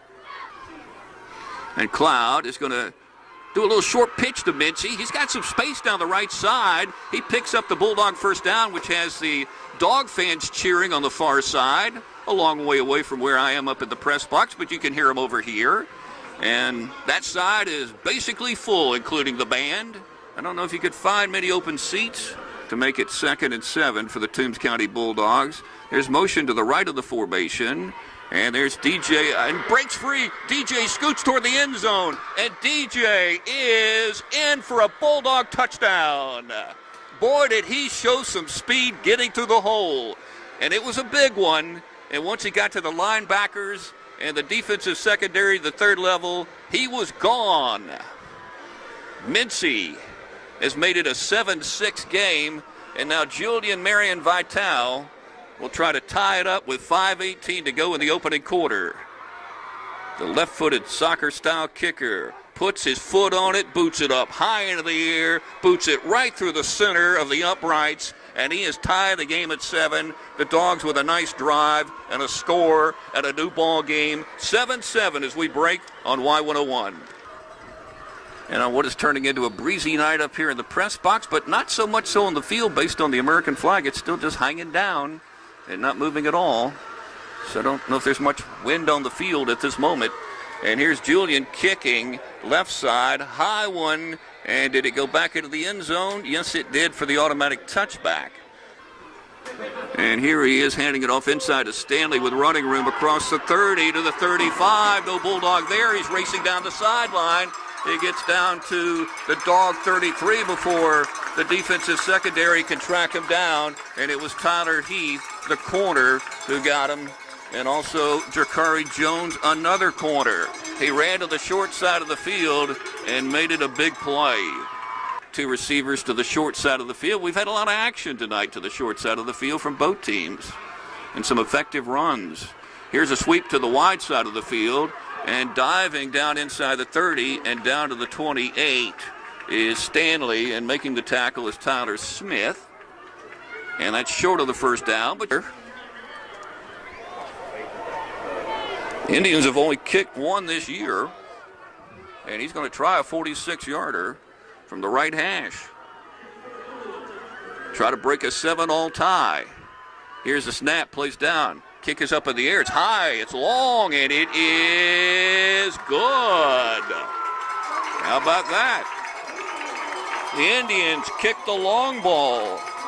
Brennan Dooley was 1 for 5 on field goals with a long of 24, but he boots a 46-yarder. And the Indians take a 10-7 lead with 2:42 to go in the second quarter on Y101. Blake Hall is running off to the right, and moving off to the left is DJ Mincy. But again, the Bulldogs have the three-man front, which is split up. And Davis throws it short, and they're going to let this guy throw the football if he can. No, he's hit hard. The ball is loose, picked up by the Bulldogs, and they're running. If it's a legal play, I think they've blown the whistle dead. The dog is still running, but I hear the whistle blowing and blowing, and the Dogs take the ball into the end zone, seeking a touchdown.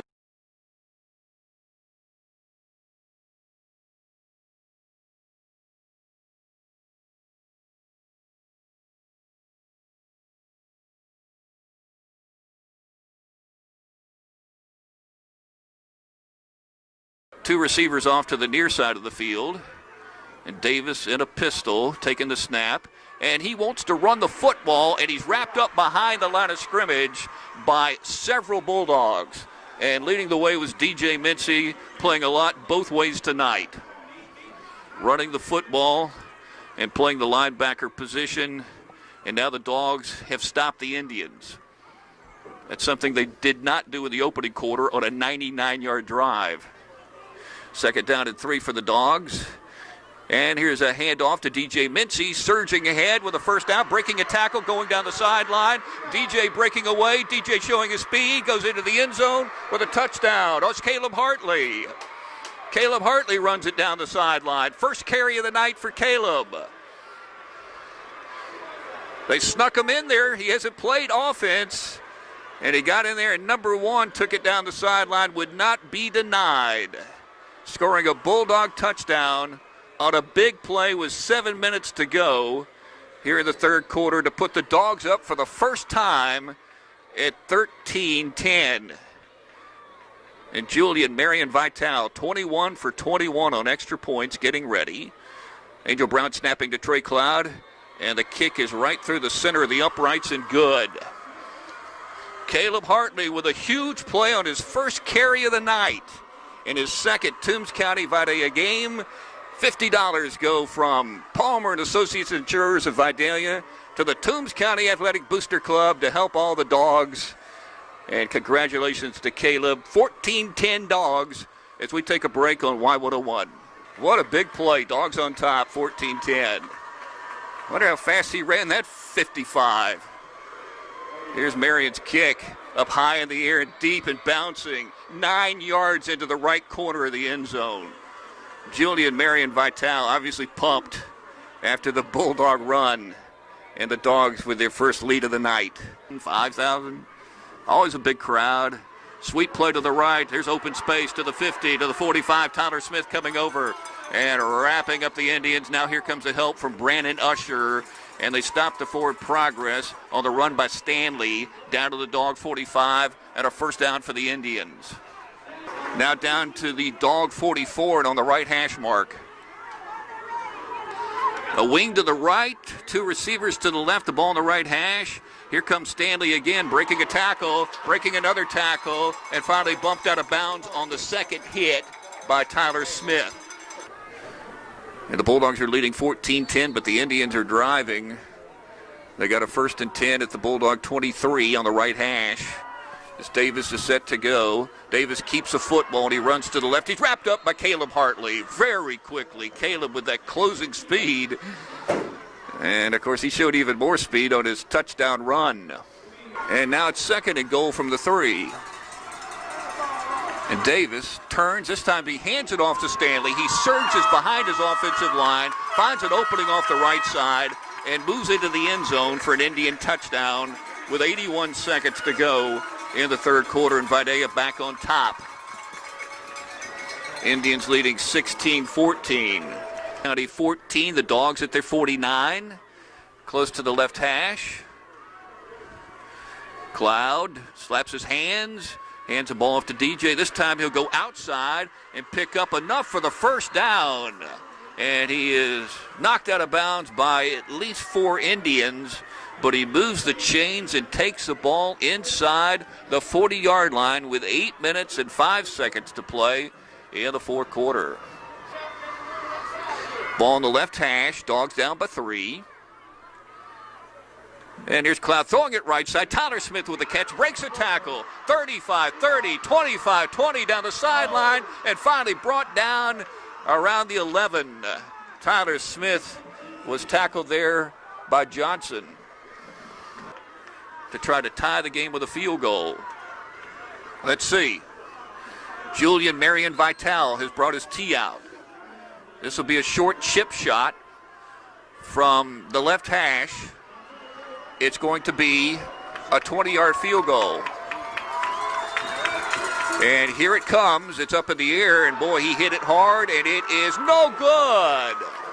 Oh, my goodness, he misses a 20-yarder that would have tied the ball game. Missed it off to the right, it appeared, and just barely. And so the Indians are still on top with 6 minutes and 1 second remaining in the ball game at 17-14. To wrap up their big victory, coming off a big win over Jeff Davis. And here's a snap with 16 seconds remaining. And now the clock is running with 10 seconds. The Bulldog fans are leaving Buck Cravey Field disappointed. And now the clock down to 3, 2, 1, the final tick.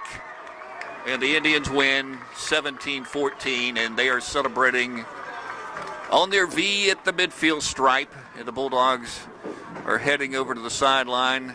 Played a gallant game tonight, but unfortunately they come up 3 points short to their arch rival in a big Region 2 game, 17-14. Vidalia, as both teams are shaking hands after this one. The 33rd meeting, and now the Vidalia Indians have won 21 times, and the Bulldogs 12. To Jeff Davis, and you can hear the fans shaking the jugs because here come the Toombs County Bulldogs through their banner. Dressed in blue jerseys, blue pants, white numbers, and red helmets. And the Yellow Jackets are already on their sideline, and they're in all white with gold numbers and gold helmets. And we just heard a fantastic version of the national anthem sung by Calvin Wilcox. He is an assistant coach for the Toombs County Bulldogs. He's actually the head coach of the 6th grade team, which won a big game the other day, 25-0 at Vidalia. And we are underway on a breezy night. And that ball is going to bounce into the right corner of the end zone. An automatic touchback for the Toombs County Bulldogs. A great way to start off this ball game, giving Jeff Davis the ball. 1st and 10 at the Yellow Jacket. And the Bulldogs will send Chandler Lynn back all by himself as a single safety. And Jeff Davis punting from the 35-yard line with 8:33 to play in the opening quarter. And the game scoreless. And they like the rugby style. And it's a line drive. Chandler Lynn will take it on a big hop and run the football to the near side and make a little move and get up to the 37. But then he's smothered by Yellow Jackets and tackled there. And so is DJ Mincy. And Hartley's going to set up to the right of Trey Cloud, who's back in the shotgun. Motion in front of the formation. Big play right here. And there's Chandler Lynn throwing the football into the end zone. It is caught for a touchdown. Catching that ball was Drakari Jones. A snap to Chandler. First time he's ever thrown a touchdown pass. And like Trey Cloud, if you know him from baseball, you know he's a lefty. Situation over on the sideline with Coach Helton. And the white hat has returned to his position behind the Bulldog offense. And we are set to go with the Dogs leading 7-0. Trying to add on and get a 2-touchdown lead. So there's not so much pressure on this football team trying to win a big game. DJ Mincy running, open space, cuts to his left, running down the sideline. He's inside the 10, to the 5. Did he stay in bounds? Or did he go out? He went out of bounds. But a big run for DJ with his quickness, getting to the perimeter. And he almost scored 6. He needed a little more room down the Jeff Davis sideline. They mark him out inside the 5-yard line. Josh Jackson and Julio Almanza playing on the offensive line, opening up the big hole to the left. And now the Dogs first and goal. Caleb Hartley's in the offensive backfield. Trey Cloud is behind center. The ball's on the left hash. Trey takes it, hands it off to DJ. He's fighting forward to the goal line, but he's pushed by 3 Yellow Jackets right when he got close to it. And he could not get in for the Toombs County Bulldogs. But he was trying. Plenty of time, 3:08 to go. Second and goal for the Toombs County Bulldogs. The options are Hartley, DJ, or Trey Cloud. Trey will take the football and lean forward, following his right guard, Chase Miller.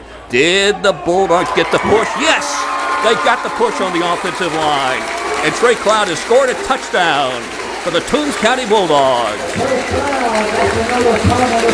So the Dogs take that weird situation after the punt and take advantage and now lead 13-0 with 2:49 to play in the second quarter on a 1-yard run by the senior quarterback, and now Julian Marion Vital will try to make it 14-zip. Here's his kick up in the air.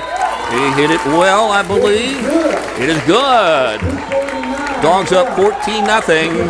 $50 more will be transferred into the bank account of the Toombs County Athletic Booster Club from Palmer and Associates Insurers out of Vidalia, and the Bulldogs thank you. We'll take a break with the Dogs up 14-0 on Y101. And the Yellow Jackets in their huddle have had a hard time getting all plays at time. Now they sprint to the line of scrimmage. Metz is under center. Metz turns, and they do a double reverse and run it near side with open space to the 30, to the 35, to the 40, to the 45. There's a flying tackle by Tyler Smith, but it may be a horse collar, and they get into it. Here's a penalty flag, and they're going at it. The Toombs County coaches are over there trying to separate them quickly. Tyler got tangled up with him, and I'm telling you, it was accidental when he got tangled up with him, but he did make a flying tackle, and they may have called him for a horse collar.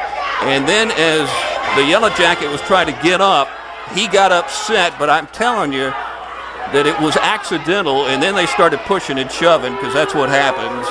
And that was Chambers who got upset.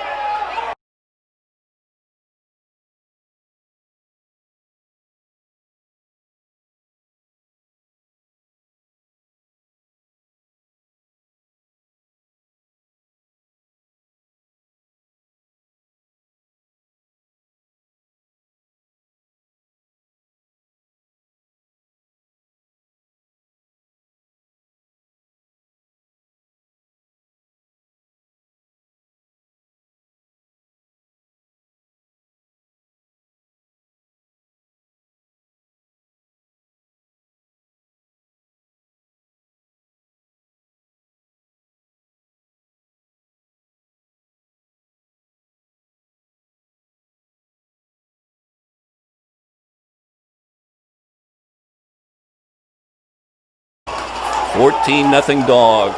The Yellow Jackets have decided to go for points here. No, hold on. They lined up like they were going to kick a field goal, but they're not going to do that. They're going to snap the ball It's low. The Bulldogs are rushing. The Bulldogs make the tackle on a Wildcat play. The snap was into the turf, and about 4 dogs got there, led by Tyler Smith. And the dogs are jumping up and down. The fans are making a lot of noise. And the dogs have their 14-0 lead with 1:09 to go.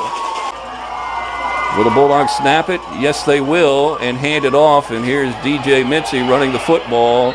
And the one thing you don't want to do is cough it up. Well, the clock is down to zeros. And the Bulldogs will go into the locker room. They lead 14-0.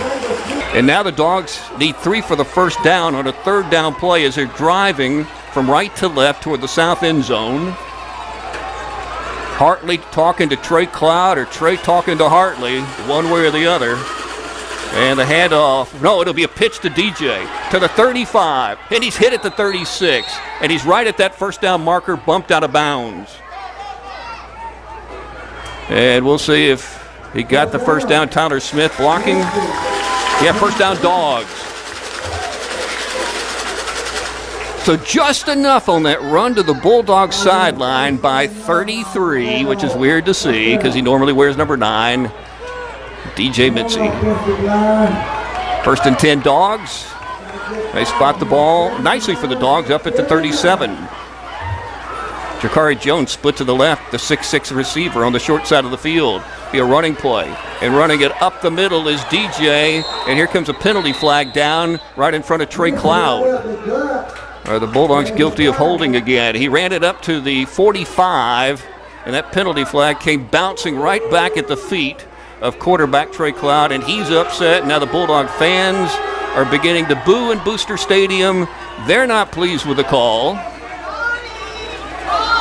Now the Bulldogs have done a good job this year staying away from a lot of holding calls, but they get one right here, and so that's going to move the ball back inside the 30, down around the 27. Dogs up 14-0, 10:45 to go 3rd quarter in Booster Stadium. Tyler Heath back in the game, running out to the right. Trey Cloud back in the shotgun. DJ beside him to the right. Dogs are set up with the center and quarterback on the left hash. Angel Brown snapping to Cloud. Throws it near side. Chandler Lynn with the catch at the 35. And he's bumped out of bounds. Never went down. Got at least to the 35. And that'll stop the clock with 10:23 to go 3rd quarter. So a gain of about 8, 2nd and 12. 2 receivers as the Bulldogs load up the offensive line. Low snap, hand off to DJ, goes into a crowd, breaks free, uses a stiff arm, and goes across the 45 to the 50, picks up a Dog first down on a very determined run by DJ Mincy, the junior running back who leads the Bulldogs in rushing this season. Bulldogs are 0 for 1 on 4th down conversions in this game, and that was deep in the red zone. And Trey Cloud throws it near side, and the ball is caught by Chandler Lynn, and he goes out of bounds. Or was it, yeah, Chandler Lynn with the catch for a first down. They are down inside the 10-yard line with Caleb Hartley back in the game as a running back. The guy who broke the 55-yard run against Vidalia last week to put the Dogs on top for the only time in that game. Trey Cloud to throw right corner end zone. Has a man open, jumping up in the air. Did he make the catch for a touchdown? Yes, he did. A touchdown caught by Tyler Heath in the right corner on a perfect throw by Trey Cloud. And Tyler was open. And the Bulldogs have their 20, and they do indeed overcome all those offensive holding calls to get 6. And now they'll try to make it 21-0 with Julian Marion Vital, the sophomore, kicking toward the goalpost in the south end zone. Snap from Brown, held by Cloud, kick up in the air, and it is good.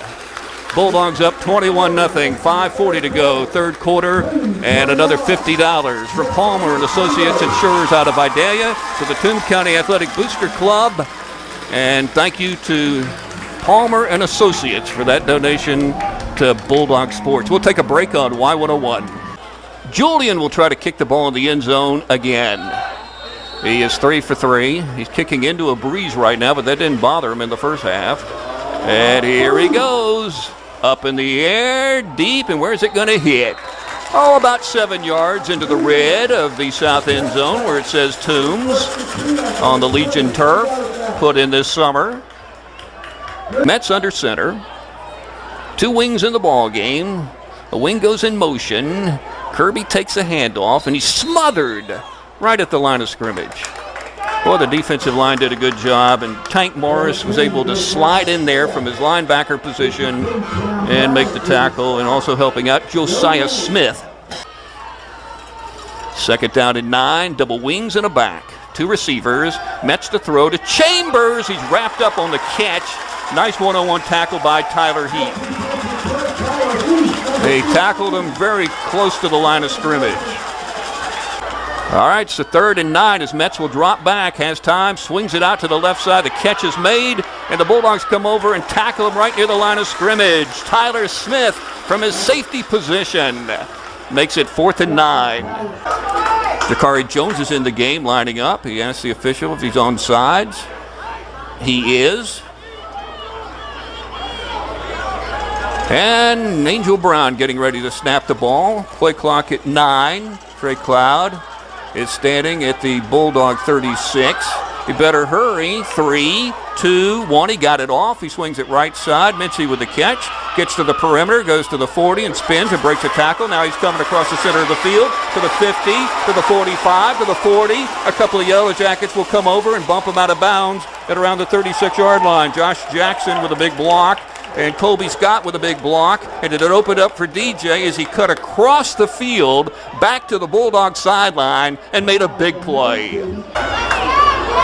We start the 4th quarter with the Bulldogs leading 21-0 over Jeff Davis, and the Dogs have a 3rd and 4 inside the Yellow Jacket 30. As now they're moving toward the north end zone. Snap to Cloud, throwing it left side, and the ball is caught right near that 1st down marker over on the Jeff Davis side.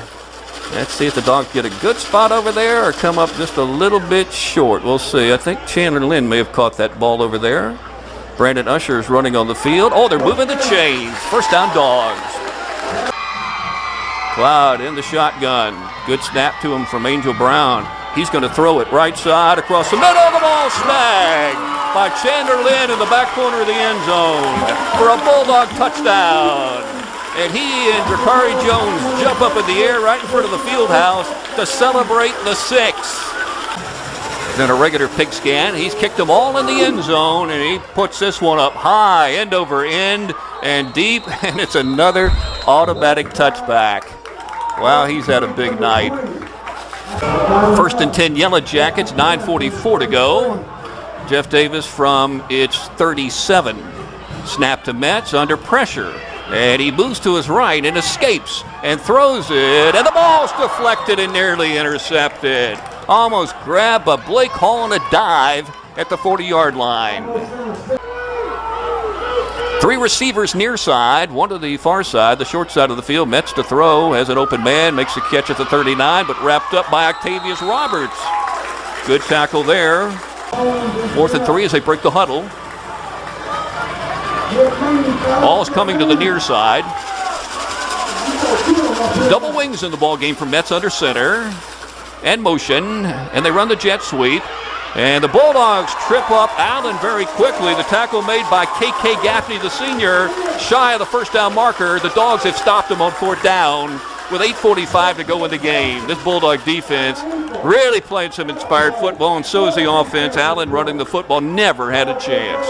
Now the play clock at 4, and here's the snap, and here's DJ running the football up the middle. Breaks a tackle, goes inside the 21, breaks another tackle, running down the sideline, and tackled out of bounds on the Jeff Davis sideline near the 10. Oh, he's had a big night tonight. DJ Mincy gives the Dogs a 1st down. Clock's still running, though. I thought they would stop it there for the 1st down. They should have. But it's ticking. Clock running at 2:20 to go. And the Bulldogs are bringing some folks off the sideline, including number 21. And, of course, he is Julian Marion Vital. And he's going to kick from the left hash, which everybody remembers last week at Vidalia. He kicked from the left hash and missed a 20-yard field goal late in the game that would have tied it. So he's going to put the tee down this time. It's going to be a little shorter, but from the same angle. It's going to be an 18-yard field goal, so it's very short, and that same sharp angle. Here's a kick up in the air, and it is, well, here's a penalty flag. I haven't seen the white hat say it's good. It is good, and a penalty flag down, but Julian kicked that one from a severe angle and booted it through to make it 31-0. With a minute 45 to go in the game, and that'll give him some confidence for the future. He's teeing the ball up at the 40-yard line and on the right hash. By the way, they have new lights here at Swainsboro, and they are very bright and very helpful to see the ball game, and the grass looks spectacular. So we have a fine playing surface. Of course, it's natural here in Swainsboro. Vital standing at his 31-yard line. And we are ready to go on a Friday night to wrap up the region schedule. And Julian kicks it down the right side, and it's going to bounce 8 yards deep into the end zone. And that starts off the way you want to, with special teams getting the automatic touchback and giving Swainsboro the long field. So another 1st and 10 for Swainsboro on back-to-back passing plays. And there's a handoff right side, and Brown is running the football. And the Bulldogs come over and hit him after a very short gain, and the stop was made by Gage Herndon for the Toombs County Bulldogs. In fact, no gain or loss as the official picks up the ball and basically places it back at the line of scrimmage, which is just inside the Bulldog 48. So the first good play defensively for the Dogs on the ground. And Yeomans puts a man in motion to the near side, and he stops. And Yeomans play fake, throws it across the middle, and the ball is caught. And running down the sideline is Seabro to the 10, to the 5, and in for a touchdown. Cedric Seabro scoring that touchdown. The Bulldogs nearly picked it as he scores his 11th touchdown of the season. Of course, he normally wears number 9 with 630 yards of rushing offense and averaging 7.1 per carry, 90 per game with 8 touchdowns. He's going in motion to the far side. Cloud throws it over there to him. He gets some blocking, runs across the 35 to the 40 to the 45, across midfield, and finally the Tigers track him down at around the 38-yard line. So DJ with the catch and go, just like Swainsboro, with the Seabro kid did the same thing, and the Dogs pick up a big chunk of yardage and a first down. With 9:23 to go in the opening quarter, and the Dogs trailing 7-0, but appear to be on the move. Angel Brown snapping it to Cloud, and he throws it down the left side. Touchdown! So the Bulldogs hit him with a 39-yard completion to Chandler Lynn. Chandler with his 5th touchdown, his 18th catch. Well, so far a very exciting ball game, and we are just nearly 3 minutes into it with both teams scoring touchdowns on similar type plays, short throws that turned into a 48-yard touchdown for Swainsboro and a 39-yarder for the Bulldogs as Marion kicks it. Will it make it to the end zone? The answer is no. It's going down to the 1 and return from there to the 15, to the 20, to the Swainsboro sideline, of the Bulldogs do a good job covering and wrap up at around the 25-yard line as Starnes was running the football for the Swainsboro Tigers, and the Bulldogs had good coverage and a lot of red helmets getting there to make the tackle. Cloud taking the snap from Brown, throws it short to the left side. The ball's caught and run across the 35 to the 40 to the 45 down the sideline and out of bounds. So the Bulldogs will pick up the first down on the catch by the junior Tyler Heath. And Cloud takes the snap and hands it off to Hartley. He's got a hold. He runs inside the 45 to the 40, and the Swainsboro Tigers have to bring him down from behind at around their 31. Caleb Hartley showing his quickness getting through the hole. So far this season, he's rushed for 217 yards coming in, an average of 6.8 per carry, and he has scored 2 touchdowns and also picked up a dog first down. The Big Nasty was huge. There's a run up the middle, and still running the football down the left side, is DJ Mincy, and he's going into the end zone for a Bulldog touchdown. 5:37 to go, opening quarter. Marion Vital with his kick, booting it down the right side into the end zone, bouncing, and up against the stands where the Swainsboro band is. 2nd down and 20 as Yeomans comes over toward his line of scrimmage and now backs up to his 45 to take his snap. And he does, and the ball is dropped in the backfield, and the Bulldogs are diving. It looked like the Tigers got it back, but a big loss back to the 44. So 4 receivers for the Swainsboro Tigers, 2 on each side of the formation. And the Bulldogs set to go on defense as Yeomans drops back with time. Now he's rolling to his right. Now he's running the football with space. He is sliding. He's going to come up short of the first down, but a big pickup inside the Bulldog 35 down to the 34, as there was nobody to spy him and tackle him until Tyler Heath came over from the defensive secondary to bring him down at the 36. Remember, they have to get to the 30 for the first down. It's 4th down and 6, and this would be 4-down territory for the Swainsboro Tigers.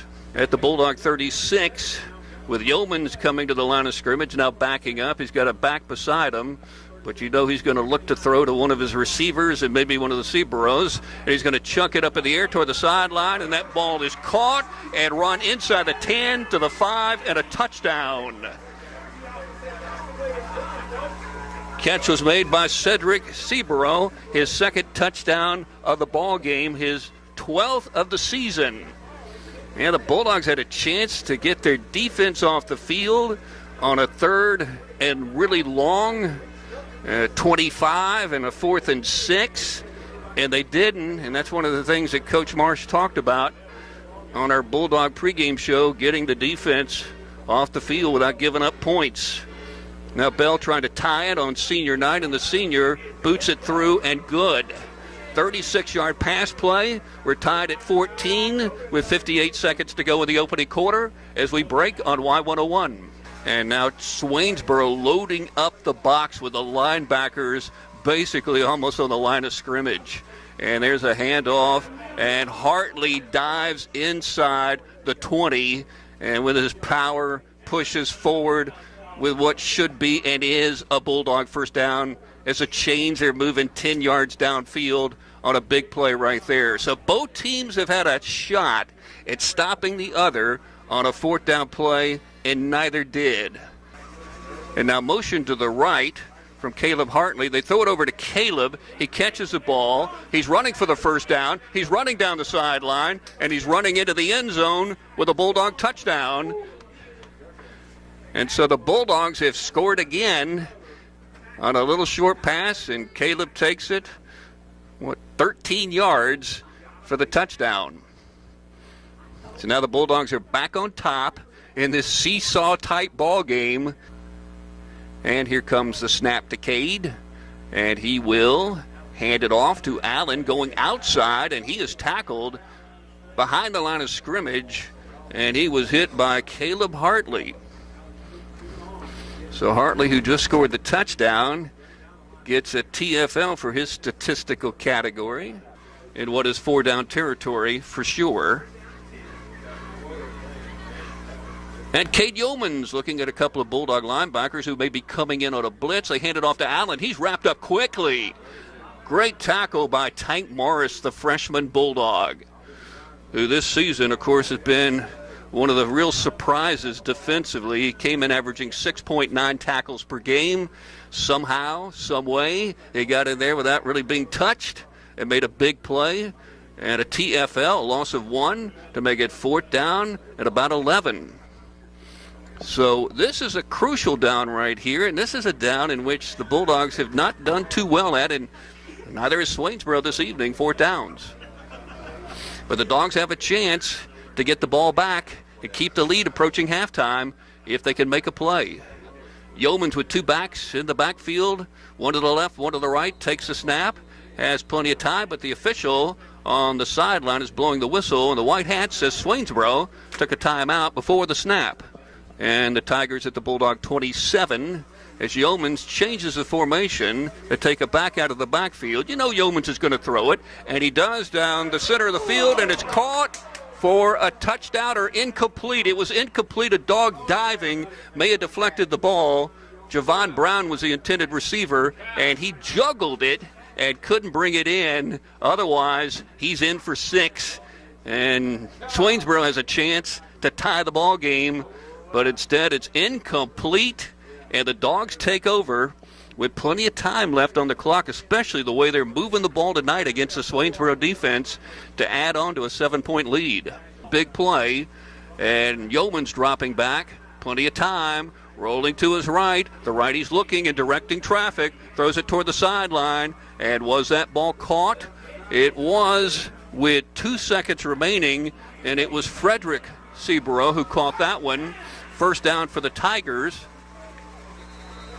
And we got a safety back in the end zone for the Toombs County Bulldogs, probably Tyler Smith. And Yeomans with plenty of time, rolling to his left, and he throws it to the left corner, and the ball up for grabs, and it is knocked away, and that is going to do it for the opening half. The big play made by Tyler Heath, who had a real good defensive first half. The pass was intended for Cedric Seabrough in that left corner. The Dogs are running into their locker room, and they have outscored the Swainsboro Tigers, a team trying to clinch first place. They lead 21-14, and of course the Dogs with a victory would automatically qualify for the state playoffs no matter what happens with Jeff Davis and Metter. Dog band coming out of the field. We got our halftime show coming up, and that's next as we take a break on Y101. Or will they try to draw Swainsboro off sides on a 4th and 2 at the Tiger 44? You would hate to give Swainsboro the short field. I don't know if they're going to snap the ball right here. Play clock at 11. And now Cloud moving toward the line of scrimmage and backing up with a play clock at 4, 3, 2, 1. They do snap it. Cloud rolls to his right, and Trey's going to run the football for the first down and down the sideline for more. Trey Cloud making it happen for the Bulldog offense right before the play clock hit 0, and DJ Mincy was out there, and the running back was blocking for the quarterback. Tall receiver for the Bulldogs. If Cloud goes that way, he's looking, he throws it right side. Chandler Lynn with a catch and a Dog first down. Tackled quickly, but he was well across the first down marker and tackled by Cedric Seaborough. So Toombs County down at the 18-yard line, seeking to add to a 21-14 lead. As Cloud drops back, lefty under pressure, throws it left side toward the end zone, juggled, and it is caught for a touchdown. Caught by Tyler Heath, and he bobbled it, but was able to catch it, and now he jumps up in the air and celebrates a Dog touchdown. And now the Dogs have a little separation on Swainsboro in what has been a back-and-forth game. It is 27-14, and Julian Marion Vital coming in to kick after the 18-yard throw by Cloud and the catch by the junior Tyler Heath.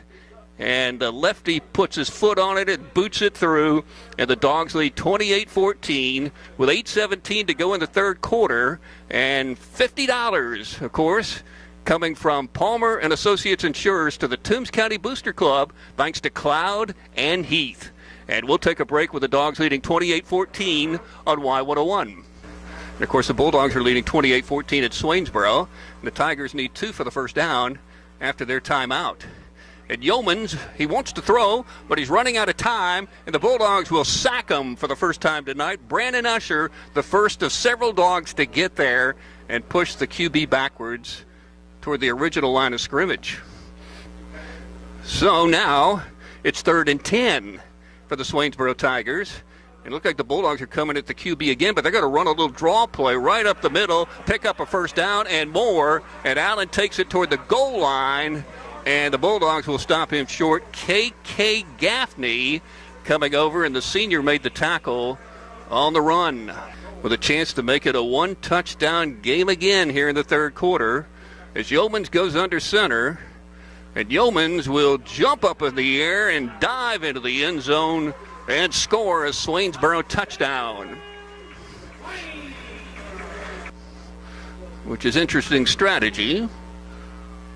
If you make it, but if you miss it, you're down by 8 instead of a touchdown, because Cade Bell's been kicking his extra points tonight. He's not perfect on the season, but he's done well tonight. They're going to run it right up the middle, and the Dogs are going to stop him.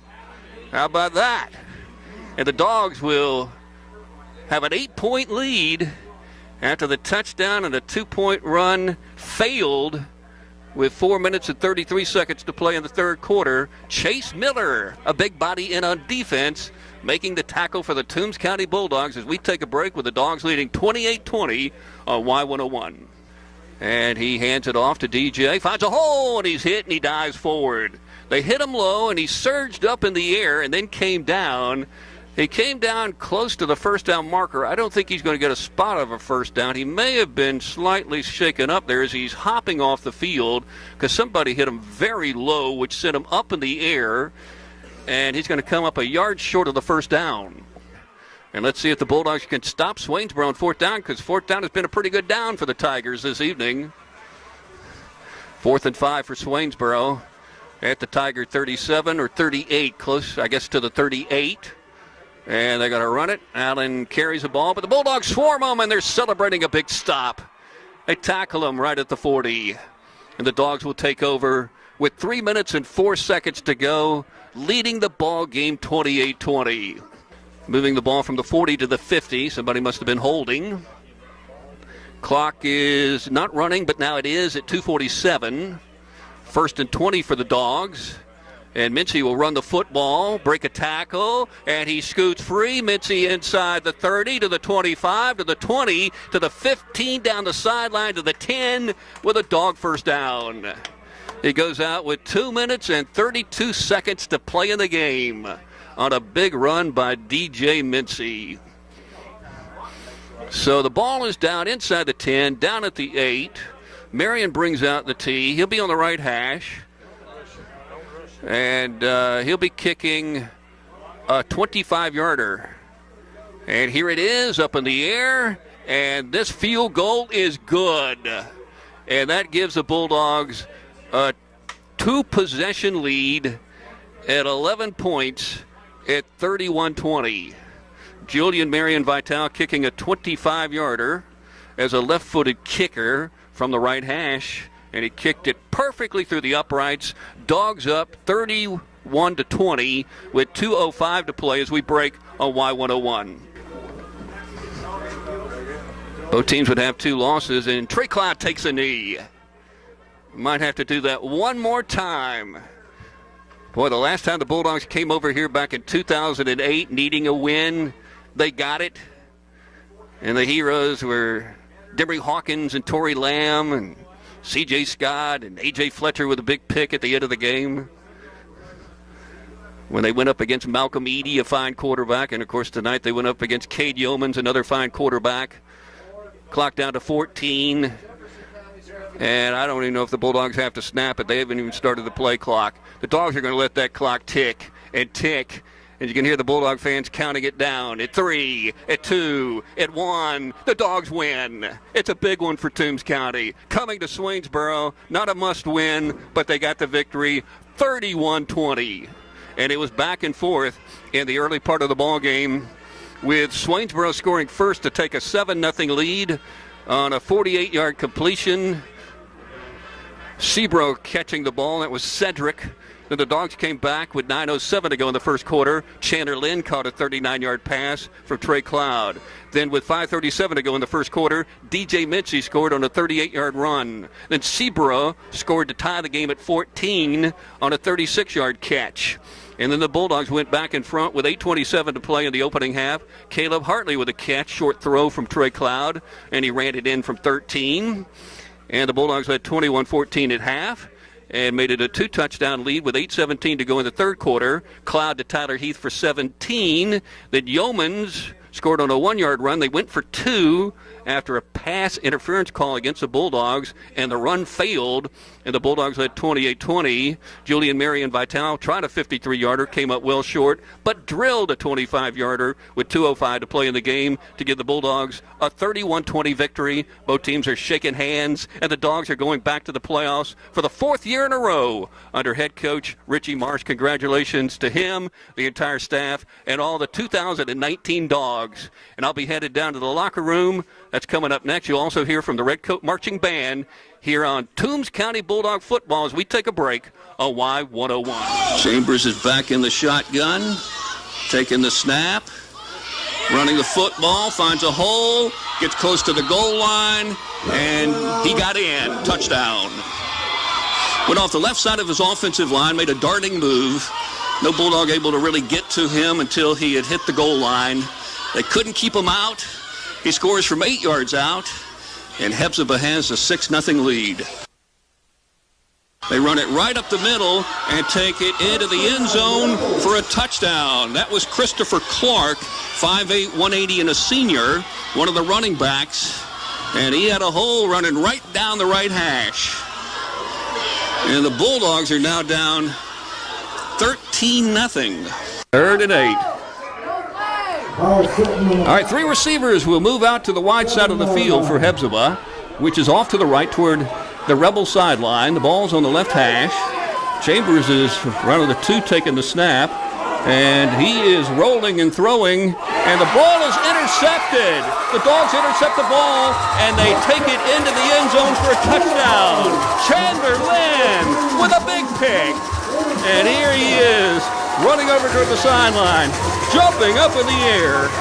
He has scored a defensive touchdown. Over comes Thomas Cloud, Miel Marion, Will Watts, celebrating the touchdown for Chandler Lynn. 1st and 10 for Hephzibah at about the 15. Chambers looks, and he wants to throw, but he's out of time, and the Bulldogs are going to not bring him down, so he throws it out of bounds. Great pressure over there, and let's see if we have intentional grounding as he just threw that ball toward the sideline, and we'll see. Are they called a safety? The officials are talking in the left corner of the end zone. Had his forward progress been stopped, had he been brought down, they have called a safety. So I don't know if the knee went down or they blew the whistle when he was in the end zone. The Bulldogs looked like they had wrapped him up for a potential sack, and they get 2. A safety. Bulldogs' first of the season. So the Bulldogs have now pulled to within 13-9. 3rd and 1 for the Dogs, so they could pick up the first down around the 6. We'll see what Trey Cloud does because he's under center. And he keeps the football, follows the offensive line. Chandler Lynn says touchdown. So is the official on the far side on the sideline.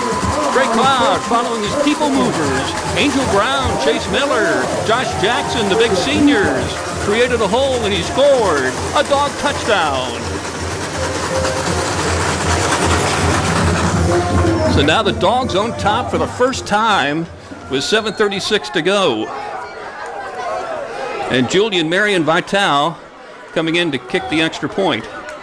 15-13 Dogs. And here is his 30-second PAT, and it's good. 32 for 32. Dogs on top 16-13. As we take a break with 7:36 to play 3rd quarter on Y101. 2 receivers to the left, 1 to the right. And back goes Chambers, running the football to the 45, to the 40, to the 35, to the 30, and he runs into a Dog, and that's Tyler Heath. Tyler was set, ready to go, and tackle him, and he did. Out comes Chase Miller to play on the Bulldog defensive line. 2nd down and 9 for Hephzibah. Motion to the right of the formation. Quarterback runs it right up the middle, driving into the end zone and in for a touchdown. Oh, they go back to the Wildcat again with Mays. So that's the 2nd time he has scored on a Wildcat run. And Hephzibah jumping up in the air, celebrating a touchdown, and just that quickly, Quick strike Rebels are back on top. 19-16. Kind of like that Fitzgerald game back in 2017 when the Dogs won here 34-31. That game in the second half went back and forth. With Keyshawn Morgan scoring a rushing touchdown and Kyle Reynolds catching a pass for a touchdown and DJ Matthews scoring the game winner very late. Arroyo to try the extra point, converting about 70% this year. He's missed one tonight. This one is low, and it is good. And it barely stayed inside that right upright. So Hephzibah scoring 6+1. And it's 20-16. Rebels back on top, 4:35 to go as we take a break in the third quarter on Y101.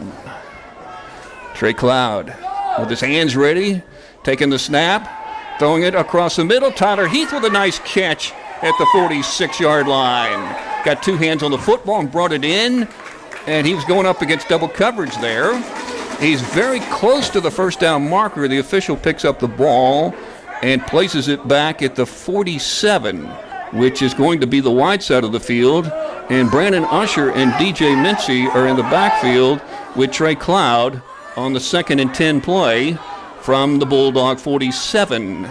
It will be a handoff to Mincy coming near side to the 50, to the 45, to the 40, and boy, he takes a shot around the shoulder pads as he's driven out of bounds at the Hephzibah 38-yard line.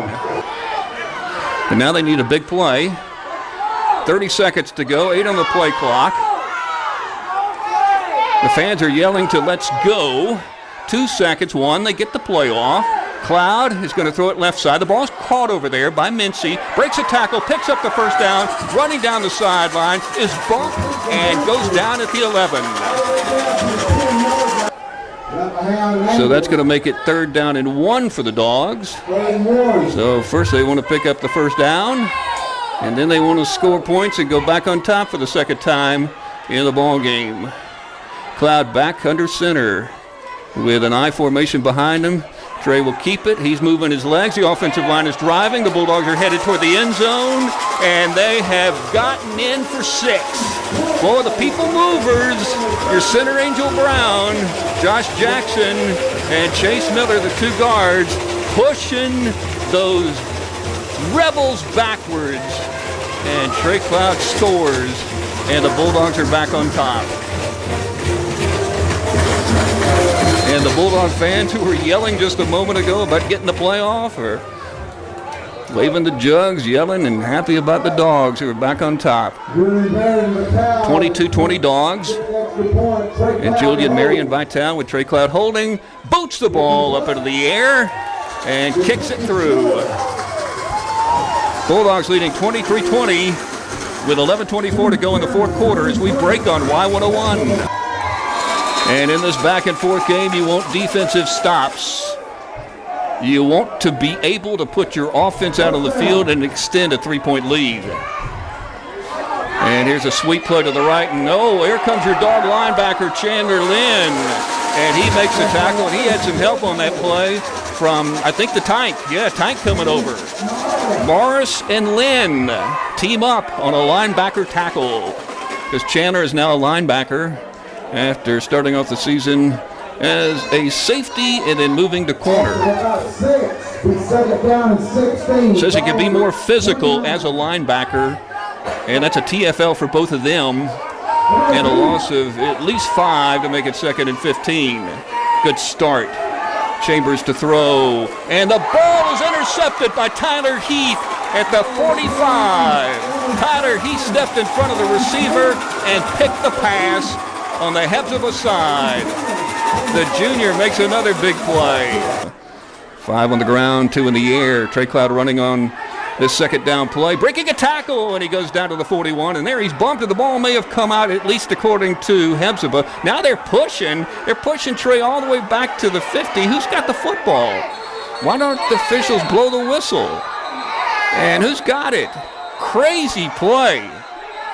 Trey took the ball all the way down there, and then they pushed him all the way back across the flying T back to the 46. Now where are they going to spot the ball? And Hephzibah was pointing like there was a fumble, but Trey came out of the pack with the ball, And hold on. There was a fumble. Well, how did Trey have it at the end? The Bulldogs have coughed it up after the pick. Backs back in the gun. Motion to the right of the formation. Quarterback keeps it, driving forward. That's going to be that Mays kid again out of the Wildcat, and Mays is going to push his way for a first down, and they're still scrumming. And the ball's picked up. The Bulldogs are running back the other way. It was Tyler Heath who came out of the pack with the ball as football is turned into rugby on 2 plays. And Hephzibah will pick up the first down with 3 receivers to the wide side of the field. And he's just standing there. No dog moved into the neutral zone. Clark running the football, and he's going to take it into the end zone for a touchdown. Yep. Big hole, easy run. 20 yards. Hephzibah back on top.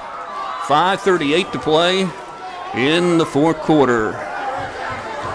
Make it 26-23 Rebels. All right, 5:38 to go. Arroyo taking about a 12-yard run at the football to kick it off for the Hephzibah Rebels. And it is short. It is taken by Tyler Smith, running up the middle to the 40, to the 45, to the outside, across the midfield stripe, breaking a tackle, and 2 or 3 Hephzibah Rebels finally bring him down. Now one throws him down to the turf, and that'll be penalty flags. And here we go. Let's see if the Bulldogs can stay calm in this situation and just get that 15-yard penalty and not create any havoc, and I think they have. The coaches stepped in there. The referee, the white hat, did as well. They separated the teams quickly. Tyler would not go down, and the Rebel just slung him down after the play was over. And there's your 15-yard penalty. All right, white hat raises up his right hand, blows a whistle. It's time to play football for the Dogs. DJ Mincy to the left of Trey Cloud. 1st and 10 Dogs. DJ Mincy running the football, spinning, diving in. Touchdown Dogs! DJ Mincy traveling about 12 yards for a big 6. It took a lot of effort and a spin at the end to get in. Bulldogs back on top, 5:23 to go. Now make it 29-27. Julian Marion Vital to kick the extra point. Angel Brown snapping the ball to Cloud. It's perfect snap and the kick up in the air, and it is good. The Hephzibah touchdown to put the Dogs back on top, 30-27, in a game that reminds me so much of 2017 when the Dogs beat Fitzgerald. Here comes Julian Marion Vital as he pumped. Kicks it up high in the air and deep and into the end zone. The receiver caught it with his back foot in the red where it says Toombs in white in the south end zone. With 2 receivers to the wide side. Chambers slaps his hand, takes the ball, drops back under pressure. He's being chased. Gage Herndon with the big stop right there. Chased him down. Gage Herndon. Big play. Make it 3rd down. It's going to be 3rd and 6. Remember that game earlier in the season when he became a dominant force? Tank Morris also in on the tackle. There may have been a fumble. Did the Bulldogs force a fumble and recover it? Yes, they have. How about that? Bulldogs also get the ball back.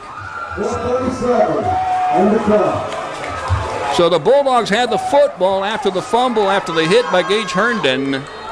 I guess it was Tank Morris that recovered it. And the Dogs are outside the red zone at the 22 with a chance to extend a 3-point lead at a crucial time of the ball game. Snap to Cloud. Cloud hands it off. Mincy running inside the 10. Mincy to the 5. Mincy hops into the end zone with a Bulldog touchdown. An amazing run. He would not be stopped. He was spinning. And at the end, hopped into the end zone for 6. And normally he's really stoic after scoring a touchdown. But after that one, he's pumped. And over comes Richie Marsh to slap him on the back. And the Bulldogs have indeed extended their lead with Julian Marion Vital booting the ball through the uprights in the south end zone. And it is good. And with 4:29 to go in the ball game, the Bulldogs lead 37-27 as we take a break on Y101. Well, suddenly the Bulldogs have a 10-point lead. DJ Mincy with back-to-back touchdowns separated by less than a minute. Yeah, the Dogs reacted quite nicely after these Rebels from Hephzibah took a 27-23 lead. The Dogs scoring touchdowns at 5:23 and 4:29 to go in the game. Here's a Marion kick deep into the end zone, about 9 yards back, and it bounces through and hits the wall. And Chambers under pressure, steps up, and the Bulldogs will hit him at the 37, and now we got the scrum again. He's going to gain maybe a yard. Tank coming in there. Morris with the tackle, and other Dogs as well. And now it's 4th down and 2.5 with 3:20 to go in the game, and the Dogs leading 37-27. Here comes Miel Marion out on defense, replacing DJ Mincy at a linebacker position. 4th and 2. Chambers looking and throwing across the middle. Ball's caught for a first down across the midfield stripe and down to the Bulldog 46. Gaffney with the coverage there in the tackle, and catching that ball was Gandy, his first catch of the night. 2:47 to go. It's going to be a long 2:47. Chambers with too much time. Now he's running, and the Bulldogs hit him and bring him down. And making that tackle was Cameron Braddock, who's had a good night tonight. Hit the QB. Hephzibah taking a timeout. All right, 3rd down and 6. Here's a long heave across the center of the field. The ball is caught, and he goes in for a touchdown. The quick strike on the catch by Harris, who was open, had a step on the DB, caught the ball inside the 10, and scored the touchdown with 2:24 to go. And that's the kind of offense this Hephzibah team plays. Quick strike, they can hit you with the ball deep. They say the quarterback can throw it 70 in the air. At Bacon County, quarterback could do the same thing. Now the Bulldogs lead 37-33. So they yield points as Arroyo is getting ready to kick for his team. Here it is up in the air, and he has booted it through. So the Bulldogs still have the lead, but it's down to 3 at 37-34 as we take a break with 2:24 to play in the game on Y101. 3rd and a little more than 11 for the Bulldogs. So that changes things drastically as the ball is back at the Dog 40. And Cloud is under center with an I formation. And Cloud is keeping the football, and he's not going to go anywhere up the middle. So the clock is running with 39 seconds to go. Can Hephzibah stop it? Because they've taken a bunch of timeouts in this game. And that's going to make it 4th down. And they have not started the play clock. And it looks like this game is going to end on that little short run. Because Hephzibah cannot stop the clock. And the Bulldog fans are shaking their jugs as the clock is running down to 10 seconds to play in the game. And that's going to do it. The Bulldogs are going to survive a back-and-forth second half as the clock is down to 2, 1, and 0. And the Dogs win the game 37-34. And it went back and forth in this second half. And the Dogs come out on top, just like they did back in 2017 when they won 34-31. They win 37-34. 1st and 10 from the 20, from the center of the field. And Stockton is back in the shotgun. And what's he going to do on first down? Drop back a course, look to throw, throws it across the middle, has a man open, making the catch across the stripe, down inside the 40 and down to the Bulldog 26. A perfectly thrown ball, and Braxton Hicks with the catch, and on the coverage was the junior Tyler Heath. But Braxton, who is a senior, now has caught his 52nd ball of the season, and that was a perfect strike from Stockton. And that's the way he throws them, very accurately. So 1st and 10, running play will take the ball inside the 20 and down to the 16-yard line. And that was Corey Keller. And Keller running the football there.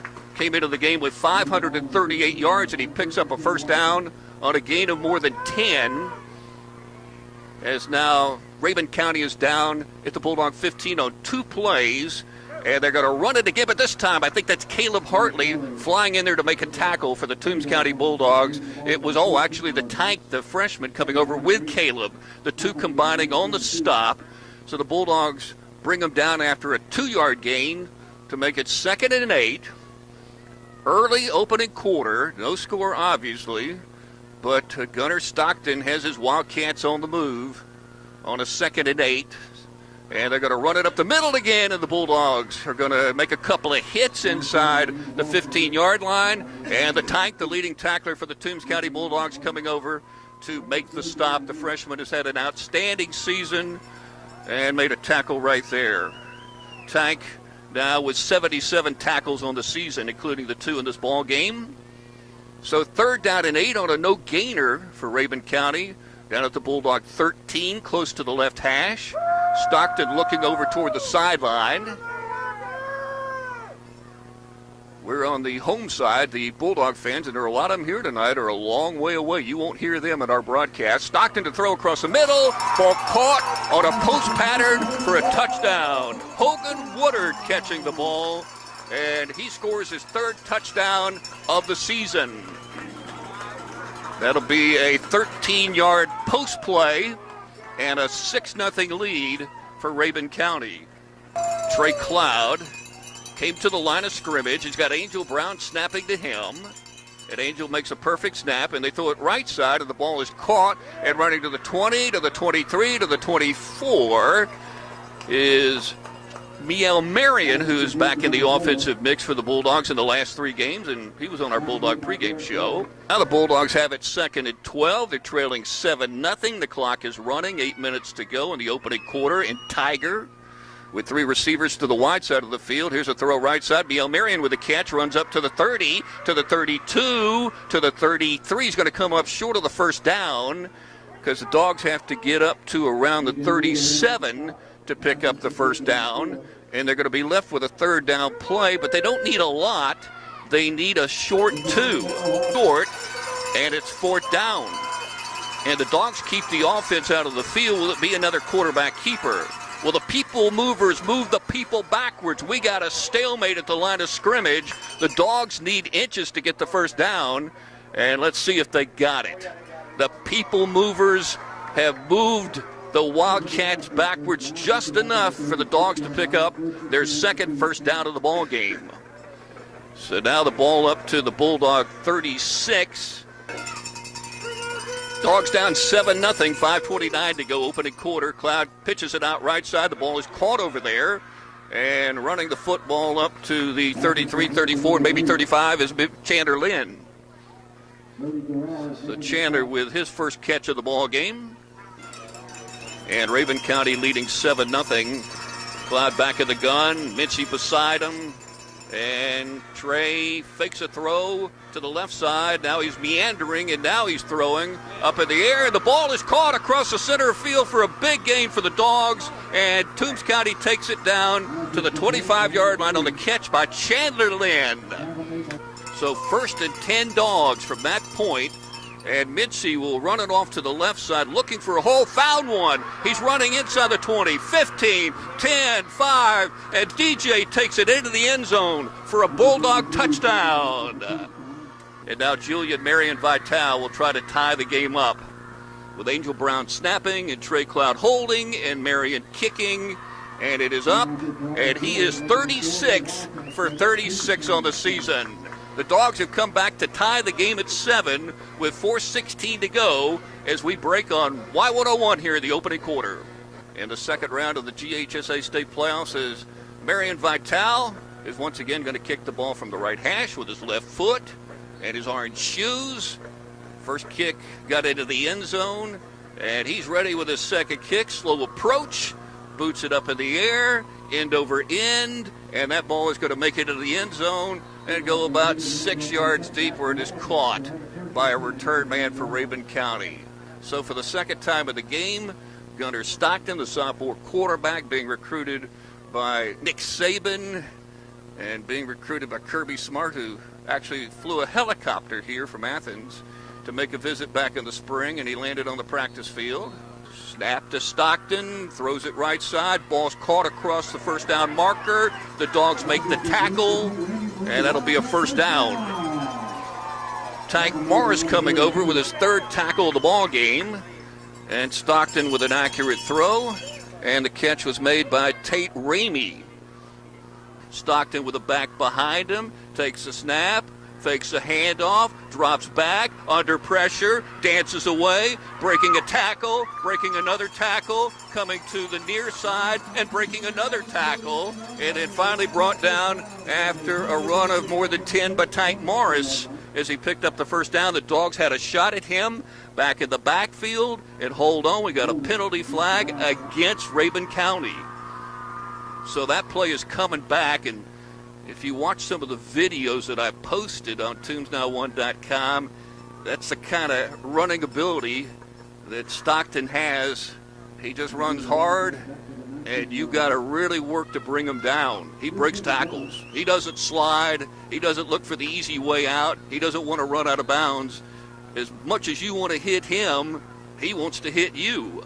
The handoff goes to the back, and he's dropped behind the line of scrimmage by Blake Hall. Man, Blake got in there fast. And Blake made a big play, and that's a TFL. And now it's third and long, but then you got this guy who can throw the ball anywhere, and you got to defend him on this third down play. Third and 24, so a 1 yard loss. Clock running with 1:17 to go in a 7-7 ball game, and I can hear the Bulldog fans way over there making noise. Stockton taking his time, slaps his hands, has the ball, drops back. He's going to throw it long and deep down the right side, and that ball was it caught in bounds or out of bounds? They're going to say incomplete. Boy, that was an accurate pass, but maybe it led him out of bounds, and it was tough to tell if he caught it, but Tyler Heath, who of course had 8 pass breakups 2 weeks ago, was there with Braxton Hicks, and now it is fourth down. And here's a snap. Stockton boots it away, and it's a moderate punt taken by the Bulldogs at the 45. Return to the midfield stripe. There's a broken tackle. Running inside the 40, 35, 30, 25, 20 down the left sideline, and in for a Bulldog touchdown. The Dogs have scored. It's DJ Mincy. And there are no penalty flags on that return with 39.6 seconds remaining. DJ scoring his second touchdown of the ball game. One on the ground and one on special teams. And the Dogs have surged into the lead at 13-7 in the waning moments of the opening quarter. And now Julian Marion Vital kicking the ball up into the air, and it is good. And the Dogs lead 14-7, 39.6 to go in the opening quarter on a 55-yard return by DJ Mincy. We'll take a break on your home of the Dogs, Y101. And the Dogs are leading 14-7. Julian Marion Vital, 2 for 2, booting his kicking football into the end zone. Here he is, kicking it up in the air. Will this one make it into the end zone? The answer is yes. This one about 2 yards deep. And that's 3 for 3 in the ball game, giving Gunnar Stockton another long field, 80 yards. with 39.6 seconds remaining in the opening quarter. The Dogs are leading 14-7. Stockton dropping back to his 25. And he has time, and he throws it across the middle. The ball is caught at the Bulldog 49 in traffic. A fantastic catch by Sam Adams. And the coverage by Blake Hall and some other Dogs. And Raven County down 14-7 at the Bulldog 46. Stockton taking the snap, dropping back, throws it right side, and the ball is caught, and that's going to be a first down. Hicks with another catch, and he caught it and went down immediately, but he had the first down. He's on the right hash. Going to be 2nd and 9. Down inside the Bulldog 34, and the Bulldogs wrap him up right around the line of scrimmage. Stockton not able to go anywhere, and he was tackled by Brandon Usher, so his second big play of the ball game. And again, we'll call it maybe 1. The sideline at J-Bo Shaw, who calls the plays. He's the head coach as well, and a former Georgia Southern and Georgia Tech QB. Stockton runs the ball up the middle, and the Bulldogs hit him, but he breaks a tackle, and he breaks another tackle, and he picks up the first down. Yeah, the Dogs want to hit him, and they are hitting him. But you got to wrap them up and you got to bring them down. And K.K. Gaffney, who likes to tackle low because he's not a big guy, got in there and made one of his patented low tackles, but not after Stockton had picked up the first down. Down inside the Bulldog, looks like 10. Field is very slick, hard to see some of the numbers. Stockton running near side. Stockton is hit down inside the 5, down to the 4-yard line, perhaps. And he was stopped by Gage Herndon, who came into the game last week when Caleb Hartley got hurt and made some big plays at middle linebacker, a position he had never played before. So now it's 2nd down and about 3 for Stockton, who remains in the gun, even though it's a short yardage situation, as the Wildcats are near the Bulldog goal line with 8 minutes to go in the second quarter, and the Wildcats are trying to tie the ball game up. Stockton takes it, looks for a hole, and runs, and then weaves, and then pushes into the end zone for a touchdown. That'll be a 4-yard run. Took us about 4.5 to 5 hours to get here. I kept saying, are we there yet? No. And I was driving. Here's pressure on Cloud, but he gets away from it, and now he's going to throw the ball deep toward the center of the field, up for grabs, and was it intercepted? I believe so, yes. A pick by the Wildcats and Braxton Hicks. Stockton throwing it near side. No, he faked the throw to Hicks, and now he's running. He's got open space. He's at the Bulldog 40, and he slides. I didn't see that in all the highlights I watched. He slid down to the 37 with a first down. He faked the throw, and then the hole opened up, and Tyler Smith, the safety, at the 3rd level, had to make the tackle. Then moving around a little, now set, takes the snap, and they're going to run it up the middle. There's a good 101 tackle by one of the Dogs. Coming over was Blake Hall, and running the football again was Keller, but man, Hall just getting into that ball so quick. And he's a little guy, but he comes in there low, and he's a determined tackler, and he made the stop after a 3-yard gain. 4:30 to go before halftime. Game tied at 14. Again, thanks to Thriftway Galaxy Food Center and Lions in Mount Vernon for help on our coverage tonight from way up in Tiger. Low snaps. Stockton's going to run the ball up the middle, and he's going to pick up the first down, and the Bulldogs will grab him inside the 20-yard line. Tank Morris with the tackle. 2nd and 1. Motion off to the left of the formation. Stockton rolling to his right. Stockton throwing to the right side. And that ball is caught in the end zone for a touchdown for the Wildcats. On a 9-yard catch by Sam Adams. Adams scoring the touchdown. His 13th of the season. And now for the 2nd time in the ball game, Raven County on top. They had the 7-0 lead. Then the Bulldogs reeled off 14 straight, thanks to DJ Mincy. But now Stockton throws another touchdown pass on his sophomore season. Three receivers to the right, two to the left, so an empty backfield for Trey Cloud. And it looked like somebody jumped early, but no penalty flag. And Trey completes a pass to the right side. And the Bulldogs will pick up a handful of yards, maybe 4 or 5, on that catch over on the right side. And the catch was made by Chandler Lynn. 1st and 10 from the 37 on the dog side. Pressure on Stockton. He's moving right side. He is tackled back at the 41 by Brandon Usher. Second dog to get there, but he cleaned it up with 18 seconds to go in the half, and Rabun County will take a timeout. All right, the Bulldogs have to defend, you would think, on 2 more plays on a 3rd down with 11 seconds to go. Stockton under pressure, throws it near side. The ball's caught, taken down the sideline. 40, 35, 30, 25, down to the 15 or so with 2.1 seconds remaining in the half. Will the icing work? Well, we got movement on the line of scrimmage.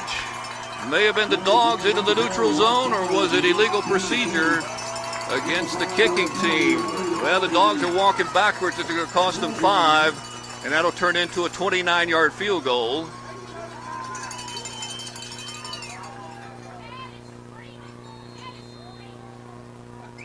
So here we go. It's about time to kick this baby, isn't it? Make it or miss it, we'll see. From 29 from the right hash, Diaz boots it in the air. Low line drive shot is good. He didn't get it up high in the air. It wasn't a beautiful kick, but it was good. And so there go the fireworks, and Rabun County will head into the locker room with a 24-14 lead. Other scores, this Rabun County team came into the contest as the top scoring team, left in the AA bracket at 47.3 per game. So the Dogs are holding them off that pace for the moment. Stockton back in the gun to throw, and he does, and the ball is caught inside the 40, down to the 37, down to the 36 by Sam Adams.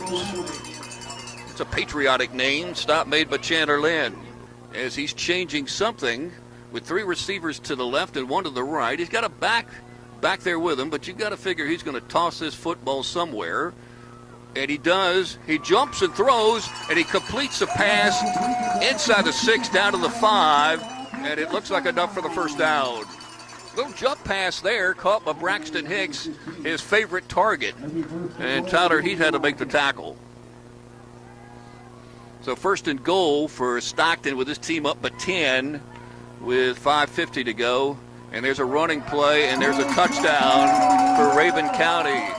And running it in was Corey Keller, an active back tonight. Takes it in for 5. And on Rabun County's first possession of the second half, and where are the fireworks, by the way?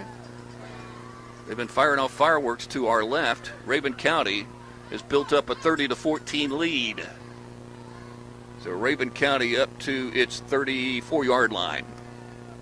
Gunnar Stockton on a play fake, throws it near side. Hicks is wide open, makes a catch. He's hit, but he stays on his feet, and he drives forward across the midfield stripe and down close to the Bulldog 49, Chandler Lynn, eventually bringing him down to the turf from the Bulldog 31. Snap to Gunnar.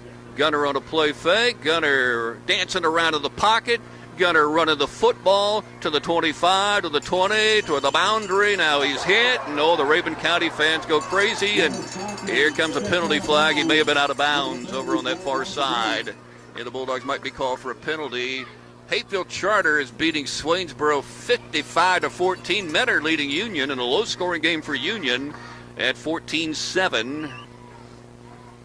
3rd down and 7.5. Stockton in the pocket, throwing toward the end zone, toward the back end, right near the goalpost, incomplete. Good coverage over there by one dog in particular, and it was K.K. Gaffney, the senior. He was all over the receiver, which was Hogan Woodard. And now Diaz is going to attempt another 3-pointer. And the Bulldogs won't be icing them this time like they did at the end of the opening half when he eventually kicked a 29-yarder. And after 3 timeouts, tee down at the Bulldog 15 on the right hash. So a 25-yard field goal with 10:50 to go third quarter. And the snap is low but placed down. The kick up in the air. And that one sails through for 3 for the Wildcats. And there go the fireworks. I wonder who pays for those. We could use those in Booster Stadium. 10:44 to go. Fourth quarter, Raven County 34, Toombs County 14 as we break on Y101. And the Bulldogs will go for it on fourth down. Down by 20. Seeking a big play. A linebacker on the left side of the field showed blitz, and then he runs all the way over to the right side, and he's dancing around trying to mess up the Dogs. And Cloud guns it over toward the sideline. The ball is caught, and that should gain the first down for the Dogs on the catch by Jakari Jones. Okay, they can just let the clock run, take the penalty, and then run another play, and that'll be it. Play clock down to 10, 9, 8, 7, 6. The game is not going to end because they're going to blow the whistle unless they just let it go. Let's see. They let it go, and that's a ball game. They could have stopped the clock there, but it is over. The game, and unfortunately, the Toombs County Bulldogs run in the state playoffs. Won an exciting game last week over Hephzibah. Beat the Rebels, but they lose to the Raven County Wildcats 34-14. And congratulations to head coach Richie Marsh and all his coaches who have worked so hard this season. I think it's been a great season. And congratulations to J-Bo Shaw and all the Wildcats. They're a quality football team offensively and defensively. And good luck to them the rest of the way as the fireworks blast off here. You don't see that usually at a high school game. The last time the Bulldogs experienced fireworks, I remember, was a Friday night in Blackshear, Georgia. Anyway, that's it. 34-14. DJ Mincy scoring twice for the Toombs County Bulldogs on a 27-yard run and a 55-yard punt return. And at that time, it looked really promising with the Bulldogs leading 14-7. But then Stockton got his offense going, and Raven County was able to reel off 27 straight. And the Bulldogs didn't score any. And they lose 34-14. Their season ends with an 8-3 mark. And Raven County heads on to face either Thomasville or Pepperell at 12-0. I'll be going down to the locker room or the field and talking to the Bulldogs. That's coming up next. You'll also hear from the Redcoat Marching Band. And you've been listening to the Bulldogs on Y101.